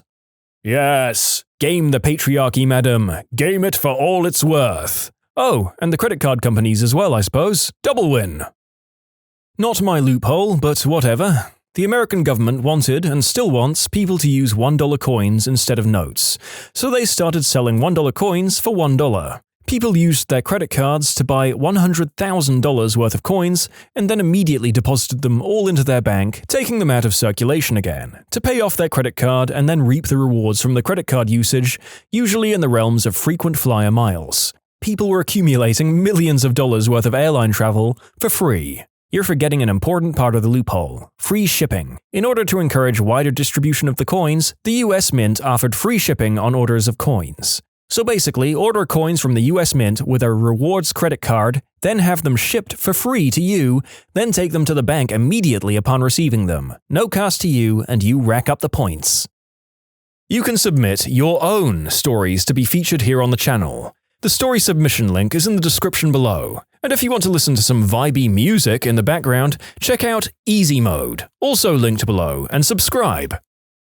Oh, I have a good one. I'd saved up a crap load of coins and I needed to get them counted. I went to a bank that I knew had a coin counter, mine didn't, and asked the staff if I could use it if I belonged to another bank. She said sure, so I did. It was about $800+ when all was counted. I took my slip to the counter and she asked if I had an account with them. I explained I didn't, but the lady at the front said I could use it. She comes over, B-word, and says she didn't realize I didn't have an account here. What the frick? I would need to pay 20% of all my coins total. I was fuming for about 5 seconds, then I turned to the teller and said, "I'd like to open an account, please." She was teed off, but she sent me to the other section to open an account. I deposited the money into my account, waited until I got my card, withdrew it, and went in and closed the account. It was a lengthy workaround, but it worked. 20%? Oh my god, I would have done that too. What a load of crap.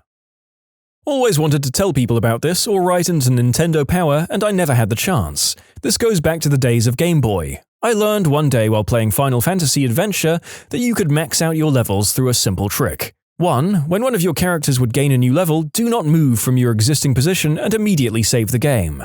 2. Then press B, A, Start, Select, which would cause the Game Boy to reset. 3. Load up the game where you saved and you will immediately get attacked by the same monster that you leveled up from last time. Upon killing him, the same character who got leveled up previously will level up again. Rinse, repeat. It's old and no one cares, but I feel like I finally got to spread the word on this one, and I can die happy. Winn-Dixie had Skittles buy one get one free. At the register, when you scanned a pack of sour Skittles, a manufacturer's coupon for a free bag of Skittles would come out of the register. So as long as they were separate transactions, you could use the cup from the previous transaction on the current one, so on and so forth. I bought a whole case of both, paying 12 cents for tax for each transaction. Most hotels will charge you if you cancel a booking within 48 hours of your scheduled stay. You can reschedule your booking for free though and move it outside of the 48-hour block and then cancel for free. This year, I have casually found a vending machine near my house that has a little bug. If I insert my money and repeatedly press the button for a Fanta, the machine gives me 2 Fanta instead of 1. Now I always go for that vending machine. It wasn't a loophole, but once at the airport I wanted some soda at the vending machine. I inserted the money and I didn't get 1 soda, I got 4. Like seriously, I was literally screaming to my friends, "I got 4 of these!" In the airport, I never won any lottery or whatever. Vending machines often don't want to give me the food I just bought. But that day, I was victorious. I'd beaten the machine. And now I have the image in my head of you chugging all of them next to an impatient TSA agent because he wouldn't let you bring them on the plane. My high school advanced algebra teacher had a system where you could retake an exam if you failed. Part of this was if you were to tutor someone who failed, and then subsequently passed because of your help, you'd get half of their improvement added to your score. So the smartest girl in the class and I took turns getting zeros on exams and then tutoring each other. When I was in elementary school, I took part in a paper airplane contest in which whoever's paper airplane flew the furthest won. We had unlimited pieces of paper at our disposal and about 10 minutes to craft our planes. I noticed some other kids had airplanes that flew quite a bit further than mine, but still not very far. So I basically crunched all of my failed planes into a dense paper ball and just chucked it. It went almost 4 times as far as my nearest competitor. We had the same project for a public administration class in college. The project was more about the other stuff that went along with it than the competition, but you got a big boost for winning it. There was no restriction on what materials could be used, just on the cost of the plane. We just wrapped paper around a baseball and had the college's starting pitcher, who was on our team, toss it. We got the credit, but so did second place, and my friend who took the class the following year said they had a lot more restrictions on their project. When our whole Algebra 2 class figured out how grading on a curve works and statistically used it to our advantage. Average grade in our finals was a 52%, so the whole class passed without really even trying on it.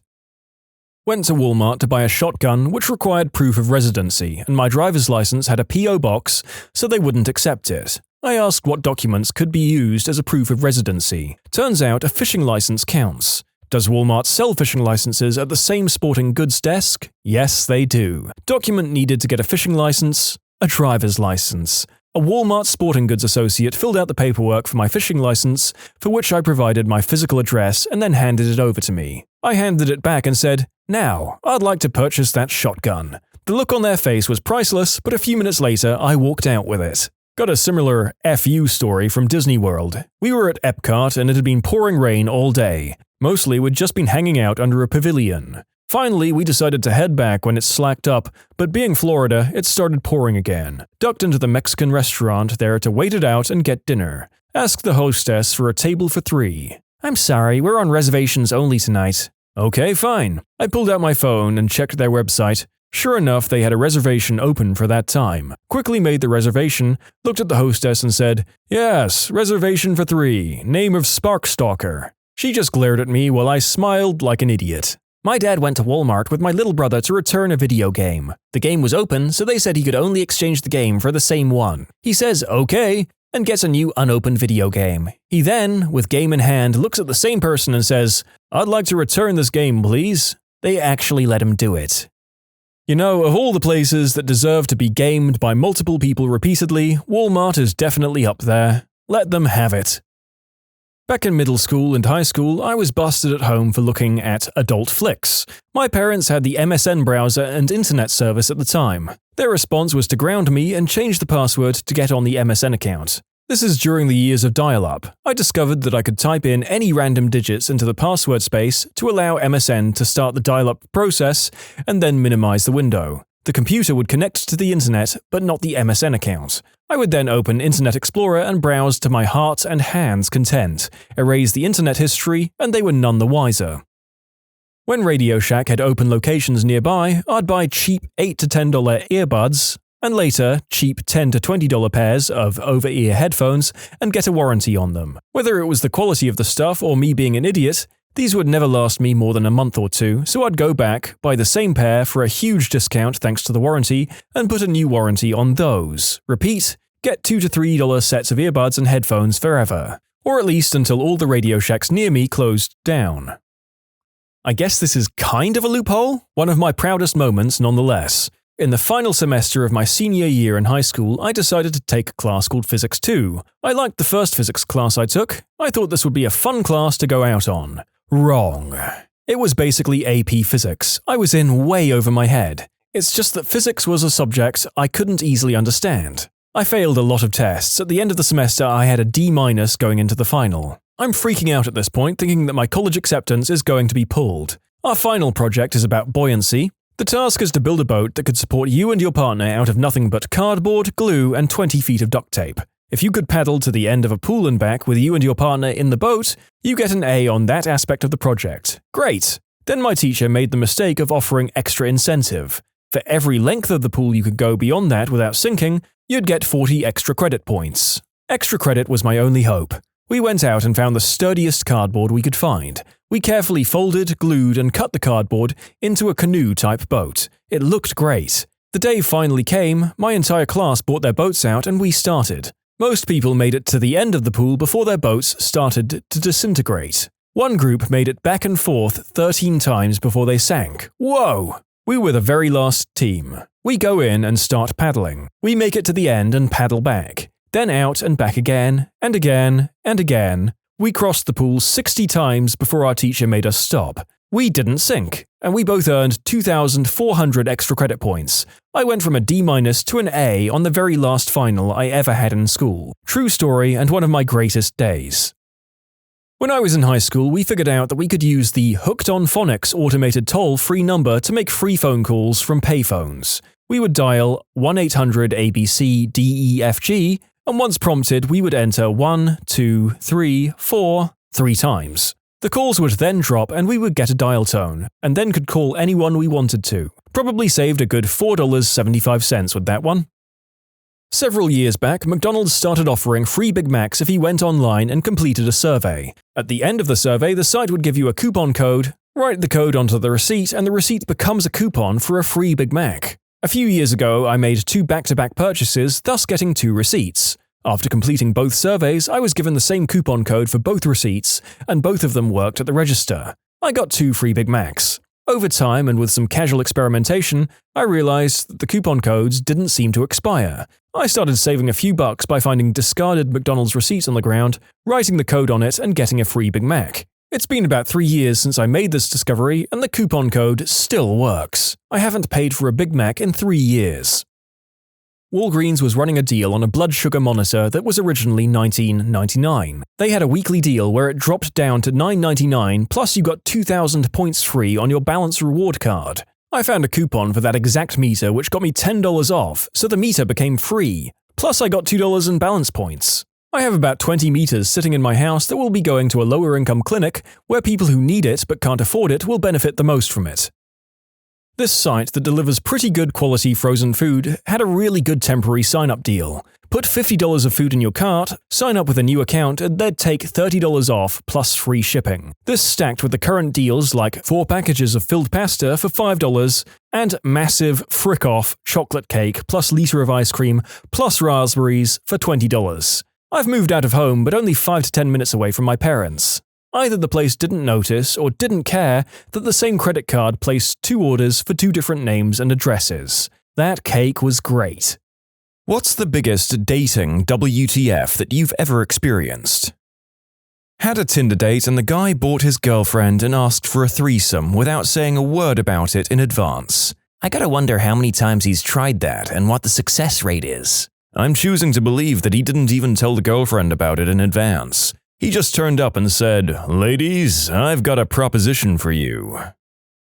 Girl told me within 15 minutes of our first meeting that she was doing the deed with a married coworker, and her favorite part was seeing him cry with guilt after it was over. Holy crap, not only doing that but bringing it up on a date 15 minutes in. This is the first comment that actually makes me really mad. Yeah, usually something you bring up on the second date.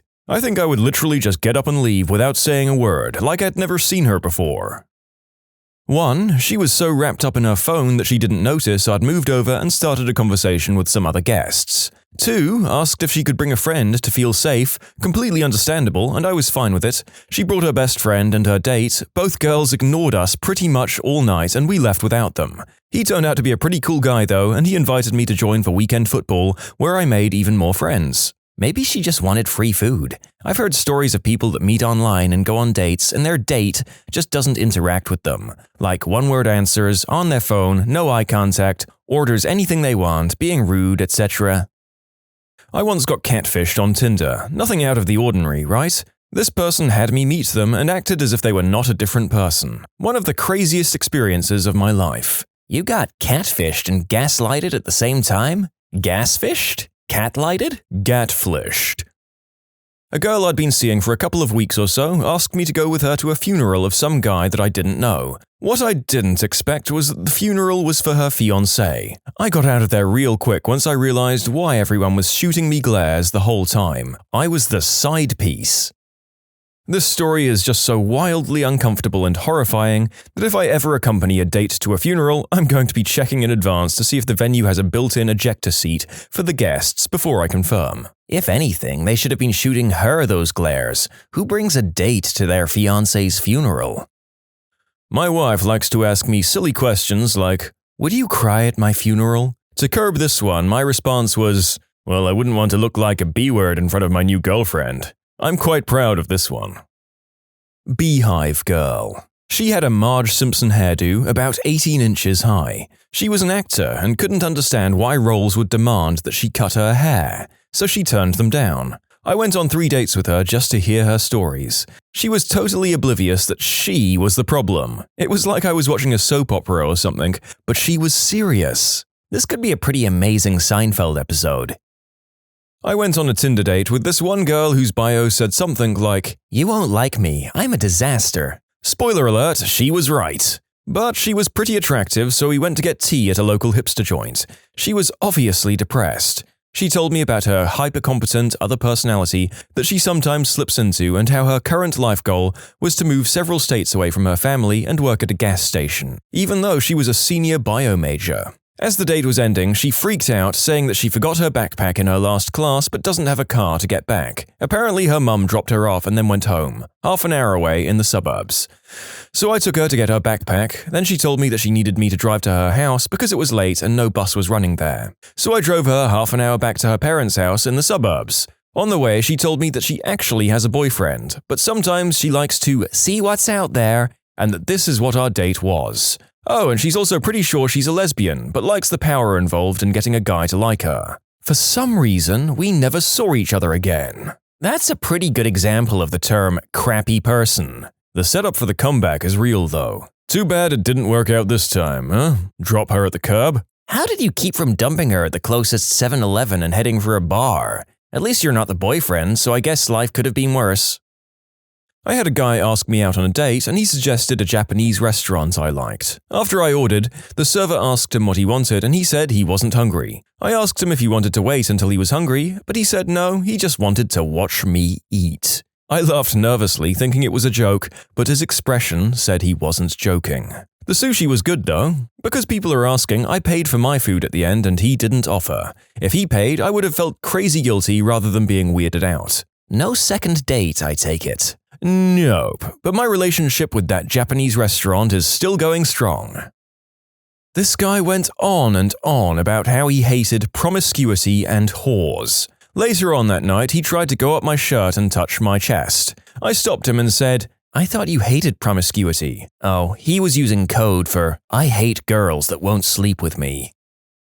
My ex in high school asked me to shave every last hair on my body, like everything except for my eyebrows. I refused, so she dumped me. She's now married to a guy with alopecia. No joke. Hey, I guess there's someone out there for everyone. But they don't have eyebrows. She's probably still hunting for the perfect mate. Could always Sharpie those bad boys on. I think I was like 17 or 18 at the time. We were fooling around. He starts suckling on me and says, in a baby voice, "Baby, what's his milky?" I really hope you busted out laughing. This sounds like a green text. Oh my god. Just told my husband this story recently when we were driving around the town we grew up in and reminiscing about our teen years. There was a guy who I'd seen around town, usually across the street from a bus stop I used often, that I thought was super cute. I wound up meeting him a couple of years later at a mutual friend's backyard barbecue. And he was cool, and remembered me from that bus stop. Apparently he had been into me from afar as well. And we decided to move to the front of the house to speak privately and possibly make out. Well, he was super drunk, and we talked and sat next to each other on the front steps, and as the conversation dwindled and our faces moved closer to kiss, inches away from each other, he turns and vomits like a fire hose between his legs. I tried to comfort him a bit and then went back to the party and left shortly after. He felt terrible and asked me out later, and I said, "Frick it, let's not totally blow this guy off. Everyone gets super drunk sometimes, sure." But his idea of a date was taking me to a graveyard in broad daylight to get drunk, and I realized he was very, very dumb, and I never spoke to him again. I was 17, my boyfriend was 20 or 21. We were out to dinner at a fancy place with his parents. He loudly turned to me and said, "By the way, since you won't sleep with me, I'm banging other girls," with his parents inches away. That dinner became incredibly awkward after that. To clarify, I was a virgin and not ready yet. Could I just say if that was my 21-year-old son, I'd spank him like a freaking toddler over the table. If it was my son, I would have sent him home and enjoyed the fancy dinner with his ex-girlfriend. Well, enjoyed is a strong word, it would probably still be awkward. I once went on a date where I probably said like 5 words. Girl just talked for over an hour and a half without ever including me in the conversation. Just reminisced, complained, and bragged about her life for over 90 minutes straight. I was so taken aback that I just kind of drove home wondering if that experience was real or not. Not a date, but this reminds me of one of my girlfriend's friends. She kept telling my girlfriend how she wanted to meet me and all that. Had a dinner. Not a single question was asked by her. It was all about her and her mother and her weird racist tangent about how she, a white woman, couldn't see Black Panther in her home state of North Carolina for fear of being jumped and mugged by the black people in attendance. I would actually hazard a guess that the woman in question may not have had many friends due to her, let's say, garrulousness and crappy opinions, and was looking forward to meeting the new boyfriend because it meant someone she would have a free pass to run her mouth with and have him not walk out because he didn't want to annoy his date. In my junior college days, had a girl invite me over for a study date. Her dad was home and we actually studied at the kitchen table. Dad seemed cool from the little conversation we had. Aside from a 7-Eleven run for snacks and cigs, her dad was 10 feet away from us the whole time. I thought the date went well, we talked more than we studied, made tentative plans to see a movie. Couple of days later, I texted her, "What's your weekend looking like so we can check out a flick? Grab some dinner." She replies back it's not going to work, she wants someone more forceful. I was like, what? Apparently her running to her bedroom a few times for things she forgot was her hint to me that I was supposed to follow and pounce, I guess. I was very new to the city and ended up setting up a date with a girl off Tinder. I spent a lot of time looking into cool bars and suggested a bunch to her, but she ended up really wanting to go to a certain bar, like wouldn't take no for an answer. I looked it up, it looked okay, nothing really that special. I figured she had some sort of thing with the people who worked there where she could escape if the date went bad. Fast forward to the date, it's going really well, she's absolutely gorgeous, and the conversation is really easy. I bring up the choice of bar and why she was so adamant on this one. She said her ex-boyfriend works there, and that threw me off, but I figured they broke up a while ago now and are just friends. So I questioned further, asking how long ago they broke up, and she tells me 2 weeks ago, and that he is currently our bartender. I look over at the bar, and this massive 280-pound guy is giving me the biggest death stare. I was wondering all night why he was being such a prick to me, and now I understood. I got out of there pretty quickly after that. You can submit your own stories to be featured here on the channel. The story submission link is in the description below, and if you want to listen to some vibey music in the background, check out easymode, also linked below, and subscribe. A guy I saw for less than a month, if I recall correctly, took it upon himself to vent any problems relating to the relationship that we had to a male friend of mine he didn't really know well at all. In retrospect, he was a peculiar guy in many different ways, and this hampered his ability to make his own friends to whom he could vent and get advice from. At the time, however, it was incredibly strange for my friend, who explicitly told him several times, "Dude, Sheila's my friend, not you. I have no idea who you are. Please don't come to me with complaints about her." I think it took about 4 or 5 tries and my dumping of him for him to understand it.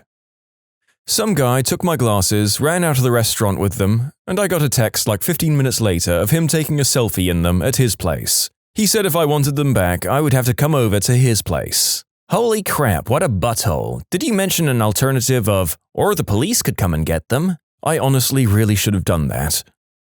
This was while I was in the Marines. I met up with this girl from POF, all seemed well from our chats and texting, so we decided to meet up for a date in Palm Springs. Nothing out there yet. I get there to find out she has kids, which she has brought along but never told me about having kids whatsoever, and without missing a beat, she asks me right there to have a contract marriage. I spit my drink out ASAP while she tried to explain how it would benefit the both of us. I just looked at her with a stern look, told her to get her crap together, told her to lose my number, and walked the frick out. Hey baby, want some Tricare? She is the textbook definition of a dependent.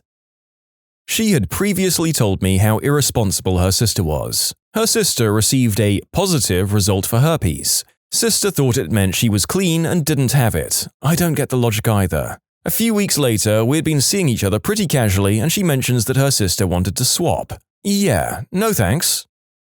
On a 3rd or 4th date, I went back to his apartment to have a glass of wine. We had a great evening until near the end he said, "Wow, I can't believe you passed almost every test." Turns out he set up his apartment with small girlfriend tests. He made sure there was little to no toilet paper to see if I would change the roll, if I rinsed my dishes, if I turned out the lights behind me, where I put my jacket and shoes, etc. Needless to say, there were no further dates. That was no man. That's his mother wearing his skin, testing you. This gave me a chill. Like, he just couldn't wait to reveal his master plan? That he'd put her through the gauntlet of girlfriend material tests? Yeah, major D-bag. Now, setting up 1 or 2 of those small tests in and of itself isn't inherently terrible and will make for a nice story a couple of weeks or months later, but in fact that, for him, the whole date seemed to revolve around those tests is a red flag. The secret final test is to have her fight his ex. Not major, online match, meet for dinner. She tells me she's lactose intolerant, proceeds to order food with lots of dairy products. The restaurant was small and in an old house, so the bathroom was the single closet style that happened to be less than 10 feet from our table. Her food upset her, so she uses that loudly and leaves the door open after she's done. Yep. Still asks if we can go get ice cream afterwards. Ugh, that girl likes to party. I'd been dating this guy for about a month. I knew he was pretty freshly out of another relationship. We were having beers on a patio at a tap house nearby, and his phone rings and he answers it and proceeds to talk to who I realized was his ex. They were arguing and talking about their breakup, all while he was sitting at the table with me.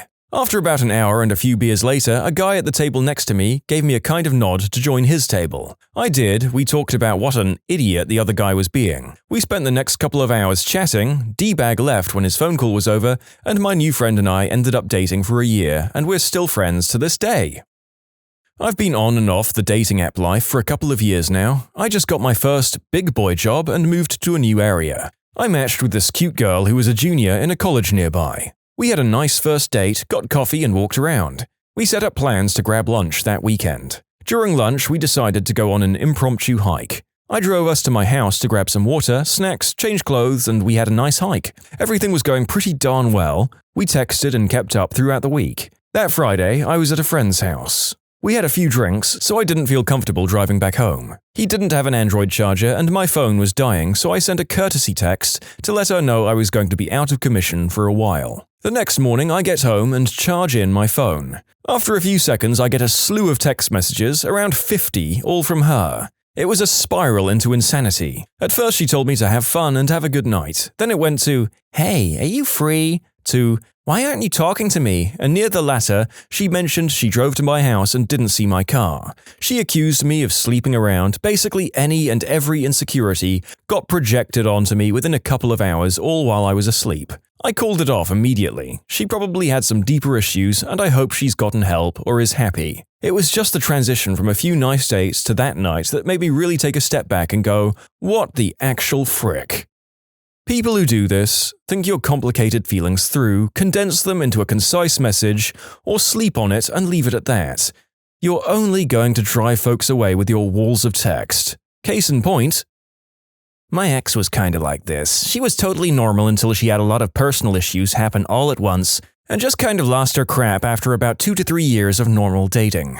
I can't have my phone on me at work a lot. Sometimes I'd turn it on at the end of the day and it would start with, "Hi, how are you?" and progress into, "Are you actually at work?" and, "Oh my god, you'd better not be with someone else, you fricking hussy." And she'd eventually work herself back to calm and be like, "I'm just so crazy sometimes, that's why you love me." Hint: this does not make someone love you. She did this about once a week along with other crazy crap like spying on all my texts and Facebook messages and harassing my female friends. I finally broke up with her when she refused to get any therapy. The last fight we had was her screaming at me about how dare I get my master's degree before her, and I clearly did it on purpose to make her feel worse about her life. To clarify, I did struggle to keep our relationship intact for almost 2 more years of full-on crazy psycho behavior, but there's only so much crap you can take before it starts affecting your own mental health as well. And also, for the record, it did make me realize that all these women I knew who were in terrible relationships that I was, like, she should just leave them. Yeah, now I realize it's not actually that easy when you love someone. Oh my god, I used to be like this. It's like relationship PTSD. It happens when you've gotten gaslighted or cheated on, or have a few other things happen to you that leave you with trust issues. I did a lot of therapy that only marginally helped. It got better only after I was in a stable relationship for a little while, where my partner provided strong boundaries like, "I understand where you're coming from, but here's what behavior I will accept and which ones I won't accept." Staying within that structure means now it's downgraded to minor freakouts and play wrestling when they won't tell me what they're laughing about on their phone. I said something the guy I was dating at the time didn't like, so to punish me, he punched himself 3 times in the jaw and knocked out a tooth. A year ago, I met up with a girl I met on a dating site. We went out for coffee and had a good talk about movies and video games. Then, everything got weird and she asked if she could read me some of her poetry about her ex-boyfriend cheating on her. She proceeded to sob in public in the middle of the poem and wouldn't stop until she was finished with her very long poem, despite being a blubbering, sniffling mess. There was no second date. Her next date heard her poems about her date with the guy who didn't like poetry. Her date after that was easier because she could just reuse the poems from the previous date.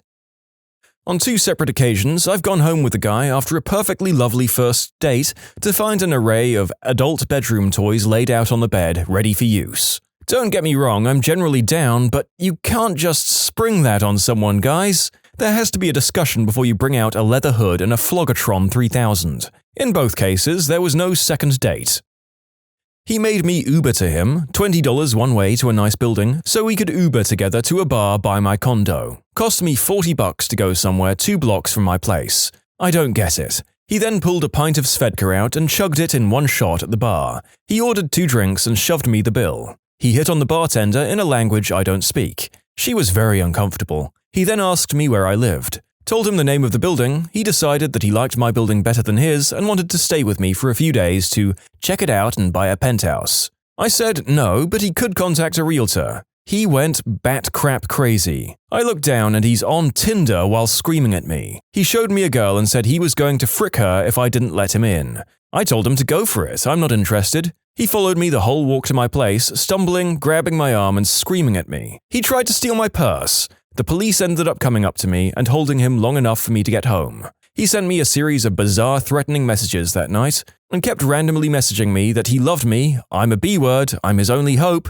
he was going to have his way with me against my will. I posted about it on Facebook and some other friends had run-ins with him. Guess he's homeless and was getting by staying at people's houses and borrowing their stuff to look like he's somewhat wealthy to con more people. If I'd let him in, I'd have been screwed. It was a crap show of events for a first date.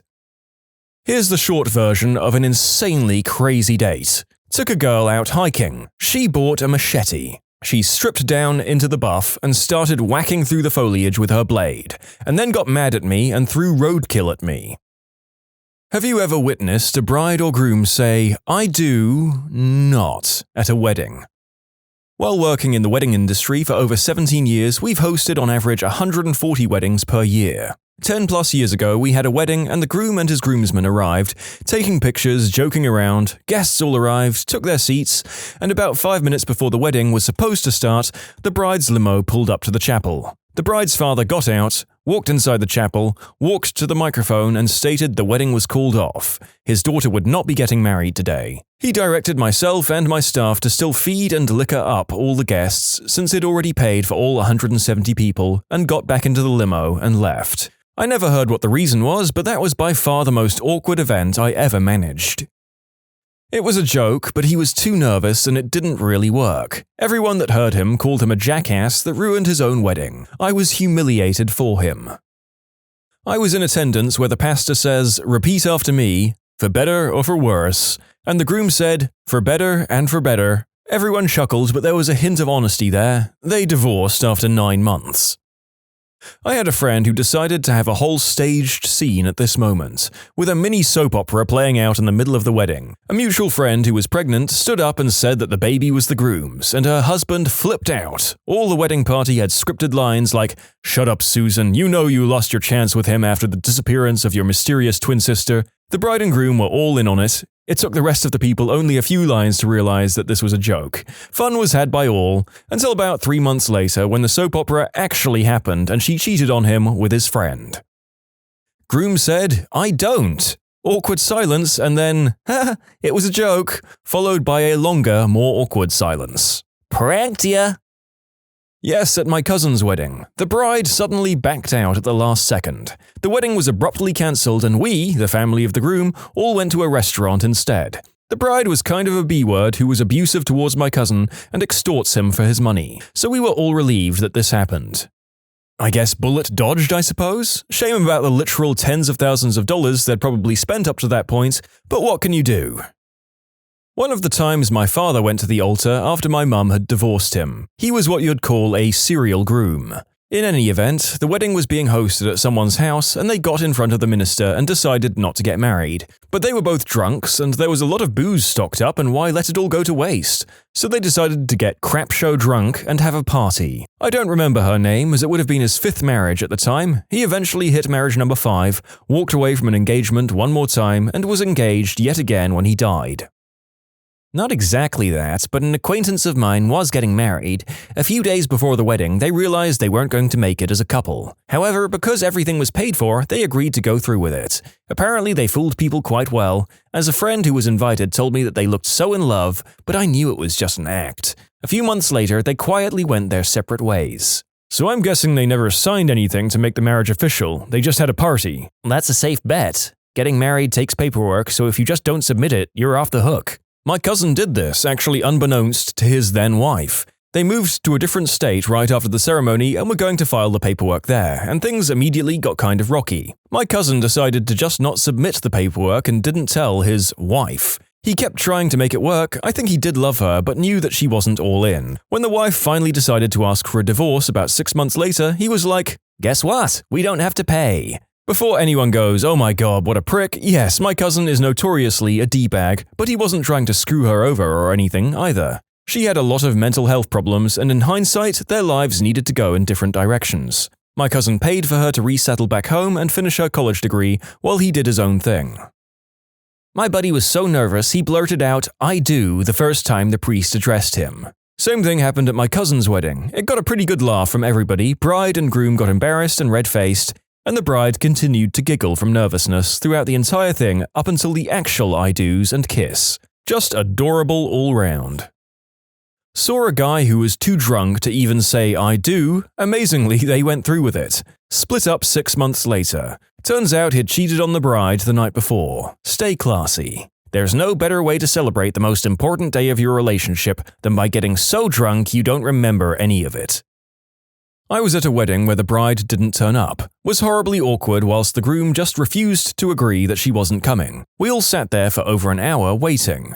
We were taken through for drinks, and the groom and main members of the wedding party disappeared. Apologies were made by the staff, dinner was served for anyone who'd stuck around, and then we all went home. Bride had freaked out. Apparently she did still want to get married, but the groom refused to go through it all again. They're still together though.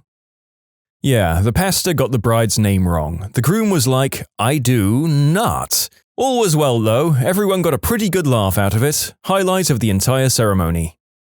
I know a wedding manager and he only witnessed it once, but the groom meant it as a joke. He had some sort of bet going. The bride got mad and ran out of church. I just picture this annoying 90s groom. "I do not." Then grinning and looking around for approval. It's pretty much Ace Ventura doing this in my mind. "Dude, it was a joke. Come back." Here in the Netherlands, if you say no, or maybe, or anything else that's not clearly an affirmation, even if it's clearly meant as a joke, the wedding is off, and the person leading the ceremony is legally obligated to leave the premise to make sure the wedding cannot be legally completed. This is to prevent forced marriages. All the bride or the groom has to do to make sure they're not getting married is to say no briefly. Nobody can force the marriage to continue after that. So in the Netherlands, the guy would have ruined the entire day and thus deserved all of the crap the bride could give him. I was at a wedding officiated by an ancient Catholic priest. He muddled his way through the ceremony but seemed to fall into the regular Sunday Mass rhythm, forgetting that this was a wedding. Eventually he started to say the Our Father in one of the last parts of the ceremony. The congregation, following along on our ceremony booklets, realizes something is wrong and start to rustle uncomfortably. Eventually, the best man went up to the priest and whispered in his ear. The priest was startled and muttered, "Oh, I forgot about that part." He then went on to ask the bride and groom if they actually wanted to get married. They both said, "I do." Next, he forgot the "You may kiss the bride" line, so we all waited uncomfortably again until my friend shouted, "Kiss!" They kissed, we clapped, and they all lived happily ever after. In conclusion, old priest forgets to ask bride and groom if they wanted to get married. They did. Not exactly. The couple was so emotional that they just couldn't answer. They're the sweetest of people who were burned so badly in previous marriages that when things finally went right for them, they both broke down a little. The priest made a little joke about love, let them calm down, and started that part of the ceremony all over again.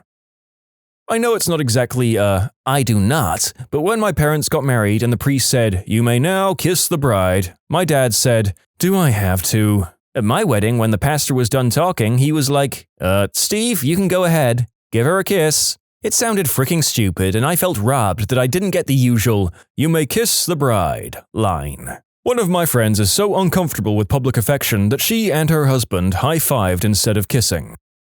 My aunt was with an abusive butthole and decided not to go through on the day of, and didn't show up. My grandfather went up and stood on the stage and said something along the lines of, "There won't be a wedding tonight, but stay for dinner and drinks on me."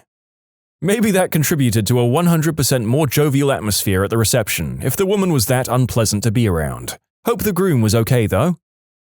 Not my story, but I heard about a friend of my ex-girlfriend getting married about 3 days before the wedding. The girl her fiancé was cheating on her with showed up at her door. She was crying hysterically and said, "I can't let you marry him. He's been cheating on you for 2 years. Please don't marry him." But it got colder from there. The girl went through with everything until it was time for the vows, and when it was her turn to say "I do," she clasped her hands and said, "I do not." Everyone kind of uncomfortably chuckled, going, "I wonder if they rehearsed this." When she goes, "I do not marry the man who has lied to my face for 2 years.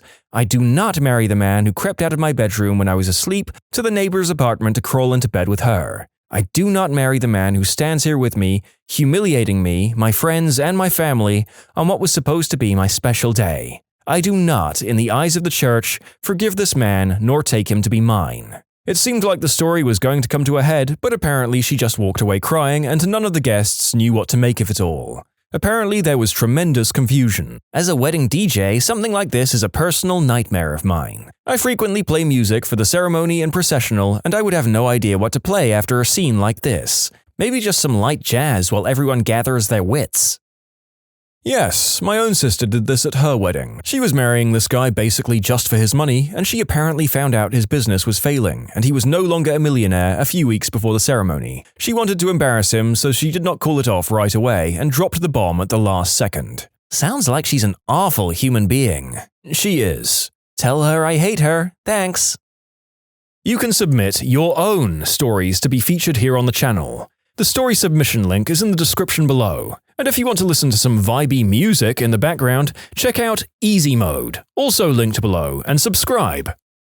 Not even close to the same, but at my wedding I spaced out while the officiant was talking. When it got time for I do, I was just staring blankly out the window. My now wife got my attention, and I had to ask what was going on. I said, "I do. We didn't practice that part, sorry." This is adorable. My best friend got married recently, and the groom was staring out the window while the officiant was talking, and suddenly made a really shocked and scared face, and started to look panicked, and clearly wasn't listening. I was really concerned, but the rest of the ceremony went fine, and it turns out he realized in that moment he had forgotten a piece of the paper he needed during the ceremony. From this, we can discover grooms, and men in relationships generally, could benefit from discreetly well-placed teleprompters. Now there is a business model.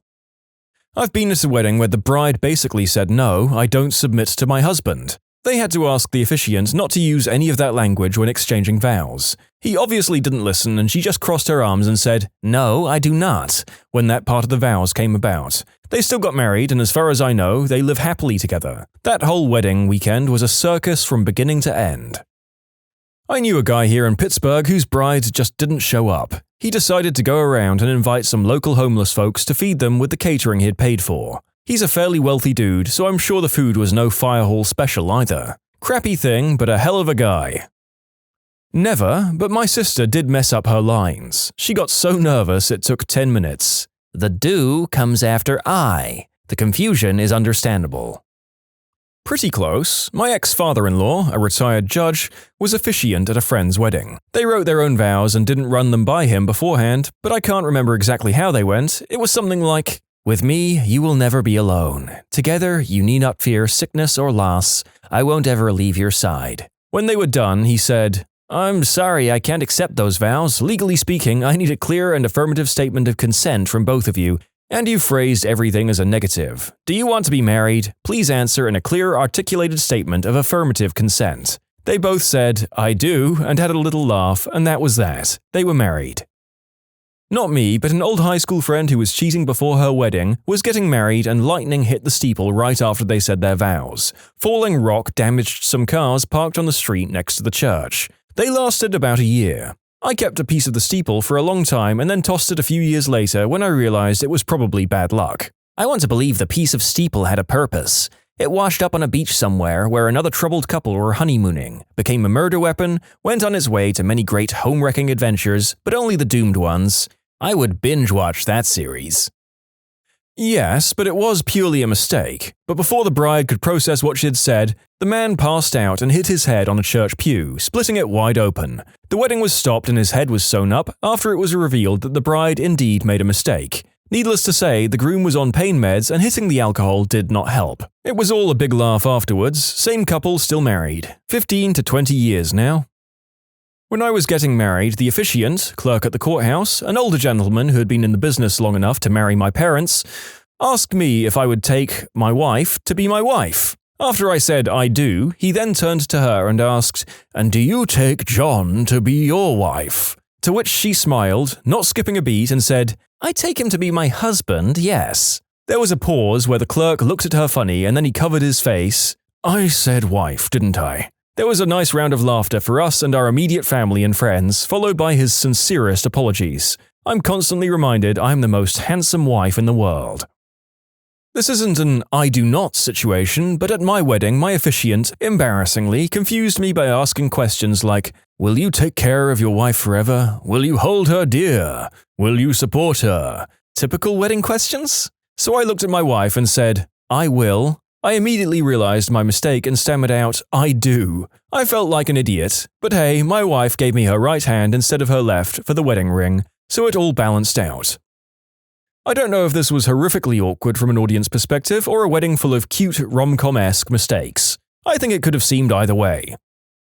I seriously felt like saying it, but I didn't have the cojones. Fights started in the honeymoon and marriage lasted 1.3 years. If you feel like saying it on your wedding day, do it. It's so much easier than navigating a divorce.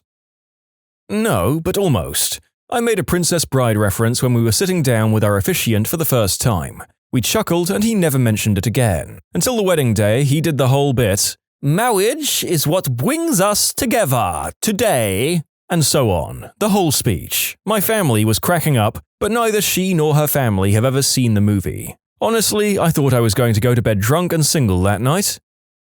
My now husband started fidgeting during the sermonettes leading up to the exchanging of the vows. The minister asked if we were ready to exchange them, and he said, "Not yet." They didn't capture my reaction, nor did they get my daughters holding back my, in full dress blues, marine son. He leaned towards the minister and said he forgot the rings in the car. His son, who was taping the wedding, ran out and got them. My father-in-law yelled out, "He didn't get that from me." Afterwards, the minister and the wedding planner said that it had never happened before. Neither one asked my husband beforehand because he seemed so calm.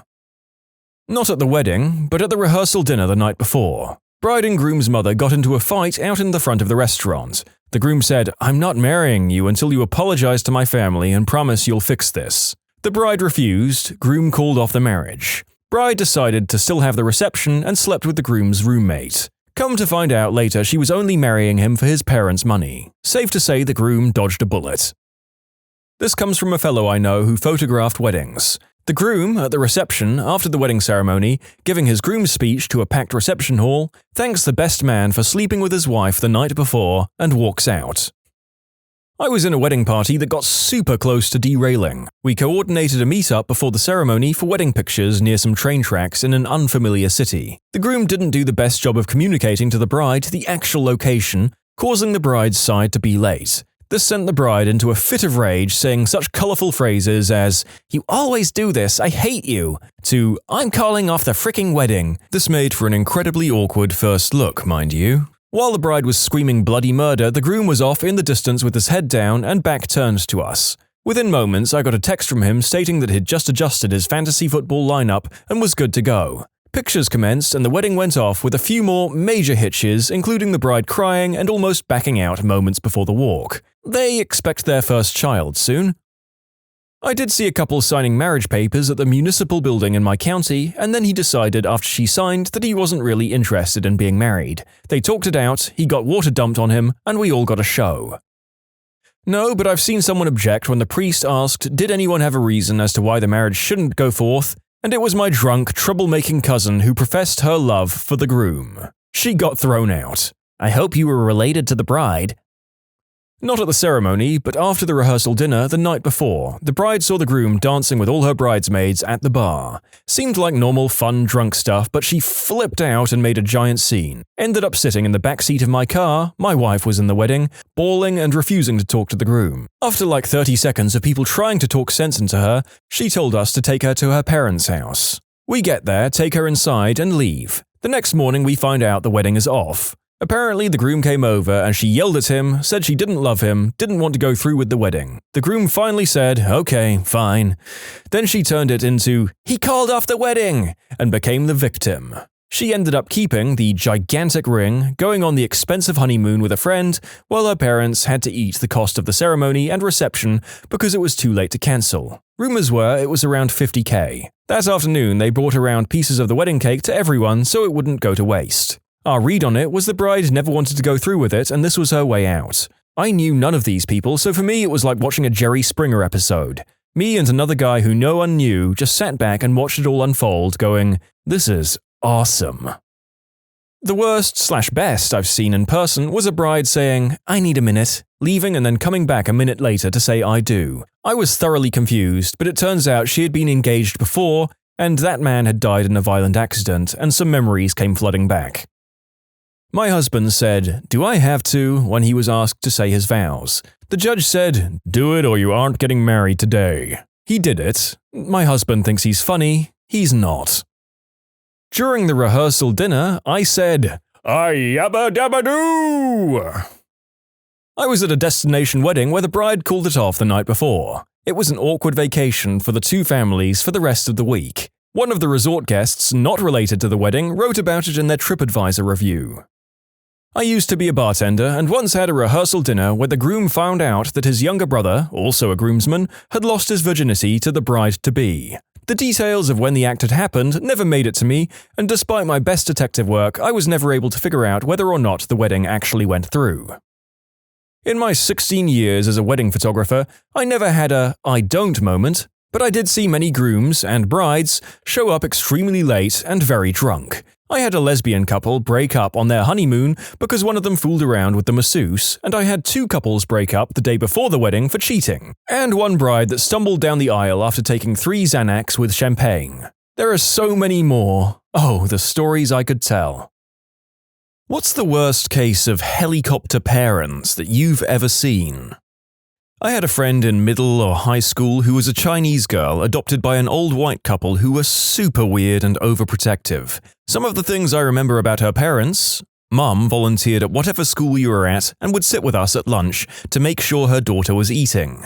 They drove a minivan and made her sit in a car seat in the very back row until like freshman year of high school. Anytime someone praised them for raising such a good daughter, they would laugh and say, "She's not our daughter, she's adopted." They wouldn't let her ride the school bus, join any clubs, or hang out with anyone after school. When she got her driver's license, the dad brought light sticks, like air traffic controller sticks. Anytime she left the house, he would stand in the street with his light sticks and blocked traffic so that people wouldn't hit her as she backed out of the driveway. It was hilarious to watch, but she was completely mortified. This one broke my heart. My little brother is adopted, and I've lost my crap at people who've tried to say he's not my brother. I can't imagine ever feeling or thinking that way myself. That poor girl. People like that have no place adopting. The light sticks bit is hilarious, though. I had a friend growing up whose mother was very protective. The father, not so much, but she was so bad that my parents called her Mama Hawk. I invited him to my 10th birthday party, which was at a laser tag place. His mum came, which was fine, but then while we were playing laser tag, she stood with him the whole time. Didn't play, just stayed by him. Really? What was she protecting him from? He turned out surprisingly normal and now lives 1,000+ miles away from her. I'm not sure how she deals with that. She probably thanks her lucky stars every night that he grew up a fine, well-adjusted young man living on his own, all because she boldly protected him from those deadly, deadly lasers. My friend wasn't allowed to use scissors until he was in high school. His parents were insane. You should have seen their reaction when he joined the army. The army? Are you fricking insane? Do you want to live in constant fear? Do you want to have some psycho drill sergeant hovering over you and controlling your every fricking move? No, Mom, that's why I'm leaving home and joining the army. I can imagine that there aren't many harsher forms of rebellion for a child of helicopter parents than leaving to an organization where you're both placed in harm's way and often completely cut off from contact. Hopefully that kid established some boundaries afterwards. Had a roommate freshman year whose mother called every day and stayed the first whole week of school. Alright.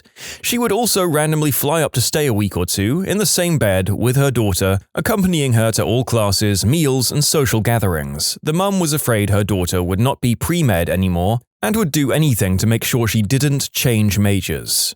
I think what made this an extreme story was the fact that her mum flew in multiple times in one year and called every day all the way from India to the US.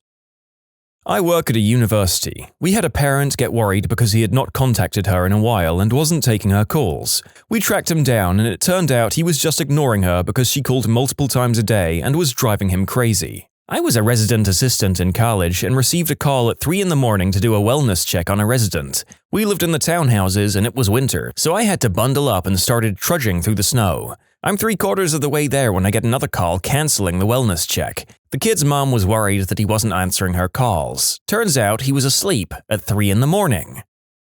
I was a charge nurse in a substance and alcohol rehab, and this 19-year-old kid was admitted for smack detox and treatment. His mum wanted to be there for the entire admission process, which isn't out of the ordinary for families. However, after the kid was admitted and shown to his room, his mum wouldn't leave. Detox patients would get assessments every 2 to 4 hours and were asked a series of questions to determine if they would need medication for withdrawal. His mother answered all his questions for him, and at the end of the assessment was like, he'll take 10 milligrams of Valium for his anxiety, all while this kid lay in bed watching TV. In this particular rehab, visitors, cell phones, and laptops were allowed, so we couldn't tell her to leave until visiting hours were over. That time arrives, and you guessed it, she's still there. As the charge nurse, I had the honor of asking her to leave. Mum looked at me legitimately confused and replied, I have to leave? I was going to stay here with my son. There are 2 beds in his room, so I didn't think it was a problem. I then explained to his mum that the second bed needed to be kept open for another potential admission. Then I was yelled at for not providing her son with a private room and that this guy in the admissions department said she could stay throughout her son's detox and treatment. I told her patients weren't allowed to have overnight guests. She was appalled because she thought that because she was the mother that she fit into some kind of loophole or something. After she left, she visited every day and stayed from the beginning of visiting hours to the end. When she wasn't there, her son was on the phone with her. Needless to say, this kid relapsed immediately after he finished treatment. In conclusion, Enabler Mother actually wanted to stay in her adult son's room while he was in rehab. Jesus, that poor kid. If that was my mum, I'd use substances too. This makes me feel sad. She probably just wanted her son to get better. I mean, she was going about it in an insane way, but I don't even know what I would do if my son was in that situation.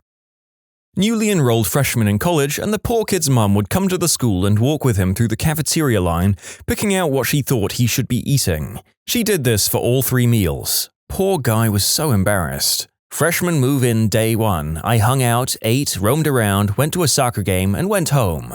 3 days later, my daughter calls me. Oh my God, Mom, there are still parents here. She was horrified. I was too.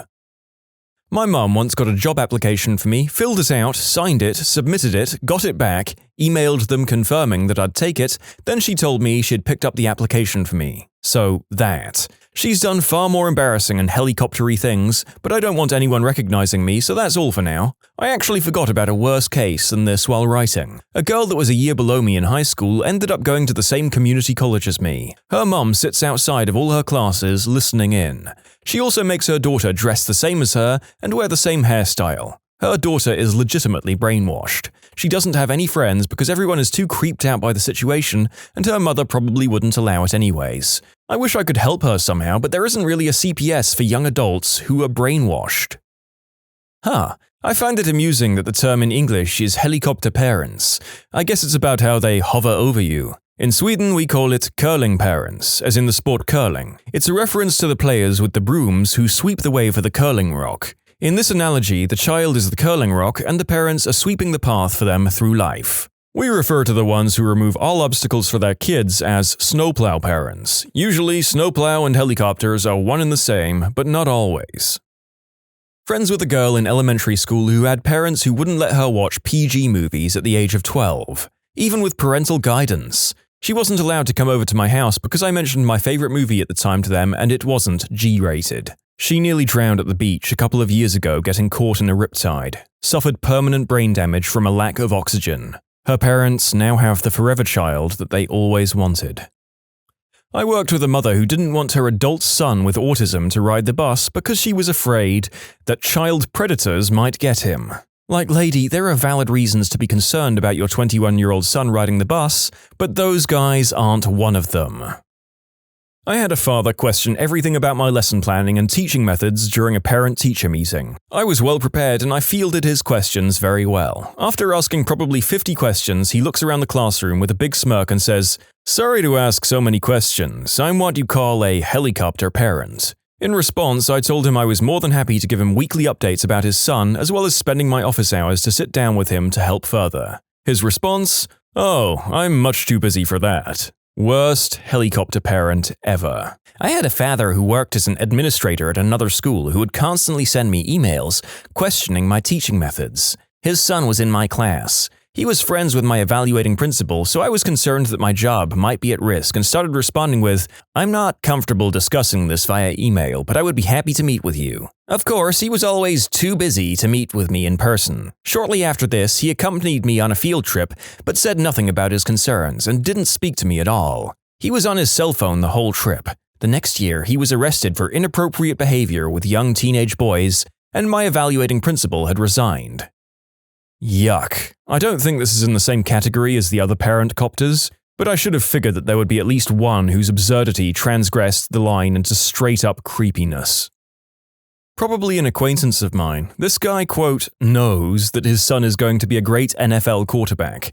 The kid turned 10 recently and is a decent player, but his father has him work with different trainers and spend hours each day practicing. He takes vitamins, has a special diet, and isn't allowed to play other sports because his dad wants him to focus completely on football and doesn't want him to risk an injury playing another sport that would sideline him for football. He can't have sleepovers or do any normal kid things. I know for a fact that the kid has told his parent that he doesn't want to play anymore, but the dad doesn't care. He says that as a parent, he has to do what is best for his kid. My sons play sports too, and they don't always want to go to practice, so I understand making them stick with something they signed up for. My kids know that they have to finish out a season, but I'm perfectly fine if they don't want to sign up for the next one. I just don't understand why someone would continue to sign their kid up for something they clearly don't want to do. It's a situation that I can't see ending well, honestly. Living vicariously through your children, especially to this degree, is one of the most harmful things you can do to them. I hope this kid manages to break free. I really do. You can submit your own stories to be featured here on the channel. The story submission link is in the description below. And if you want to listen to some vibey music in the background, check out easymode, also linked below, and subscribe. When I was a troop commander in the army, I had a kid who came up hot for white snow in the pea in a cup test, and then a week later was arrested by the local police department task force for being an enforcer in a local civilian military substance ring. They charged him and remanded him back to the army custody, where I immediately started the paperwork to chapter him out and let the civilian justice system take its course. The guy was 23, I think. His mum called me several times to tell me that Chris has never been in any real trouble before and he's such a sweet kid. Anytime anything happened in high school, I helped him work it out. I need to come up and talk with you and get this sorted out. I was dumbfounded. The guy was 23 years old, in the army, and his mum thinks she can come in and work it out with me. I was polite for the first call, but by the second or third phone call, I'd had enough. I told her, again, not to bother coming up to the installation, that her son wasn't a sweet kid, or else he wouldn't have beaten some guy up for not paying money he owed to a local dealer, and that the whole reason he was in this mess in the first place was because his mum had never let him be accountable for his actions. I told her that he was under my authority now, and I had no time or patience for someone who didn't take their obligation to the army, the country, or their buddies seriously enough to keep themselves out of trouble long enough to make our upcoming deployment to Iraq. When she complained that getting a dishonorable discharge would ruin his life, I informed her that fortunately I didn't have the time to waste giving him a dishonorable discharge, so he would be okay on that score. Other than honorable is what he wound up with, but the city of Harker Heights and the state of Texas might have more time than I did, so that was where she ought to focus her effort. She said I was being unfair and called my boss, which was fine by me. It blew my mind that a woman with a fully grown adult son in the army would think it was appropriate or healthy to call and talk to her son's commander about his multiple counts of misconduct and general failure to be an adult. But that, of course, is why he failed at being an adult in the first place. Teacher here. A friend of mine had a mum who came to lunch every day with her kid from kindergarten to, last I checked, 2nd grade. A little much, but the kicker is she used to spoon-feed him. This child had no issues, was completely capable of feeding himself, but she insisted on feeding him so she could monitor what he ate. A mother at a university parents' session explained how her son enjoyed reading before bed and would occasionally leave his light on. Being the considerate mother that she was, she didn't want to call to make sure he had turned his lights out, since that might wake him. She wanted to know if there was someone at the university that could check up on him every night. I love this. A lot of the others are over-the-top, blatant crazy, while this one is so wholesome and innocent, but also just so fricking unreasonable. It was me. I was 22 and had moved back from home a few months after my divorce, so I could save up enough money for an apartment. No credit, so it was $1,500 to move in. I went to visit an old friend 45 minutes away. She didn't use cell phones, so I told my mum I wouldn't be checking mine out of courtesy. But I would text when I got there and when I left. I got there, texted, and put my phone on silent. After a few hours, I got a bad feeling and checked my phone. My mum had checked the Find My Friends app, and it said I was in a drainage ditch. Funnily enough, it was right next to the restaurant we were eating at, because that app isn't always accurate, and said if I didn't call her, she'd call the police. I called her, and she had to hang up with the police to answer my call, because her adult daughter didn't answer the phone for a few hours after I'd warned her that I wouldn't. Had a really rich friend of a friend whose dad once picked him up in a helicopter. I run a huge book rental department for a good-sized university, 15,000 students. It's a beautiful program, 95% of our students' books are covered by one $85 fee. Anyway, I've seen some crazy stuff with parents. Honestly, there isn't enough space on Reddit for me to relay all the stories. My number one, however, is... It's move-in day, the worst day of the year, hundreds upon hundreds of students coming to get their books all at once. Most freshmen accompanied by their parents. This one lady marches up to the desk, pushing all other customers aside and dragging her mortified-looking son along by the hand. She then demands that I tell her how she get her son's books. I tell her the best way for your son to get his books is to use his class schedule and go find them himself, as he'll need to do this every semester moving forward. The aisles are alphabetical, and the courses arranged numerically once you find the right aisle. She tells me that she doesn't believe her son is capable of doing that. Now, at the time, I didn't expect to be staying as the manager of the department or employed by the university, so with nothing to lose, I said, "Then your son isn't capable of succeeding in college." And she lost it. Absolutely started flipping out, screaming that I called her son stupid. After her rage, I said, "I'm sorry, ma'am, but you're the one who suggested to me that your son is incapable of using the alphabet and numbers to perform a simple matching task.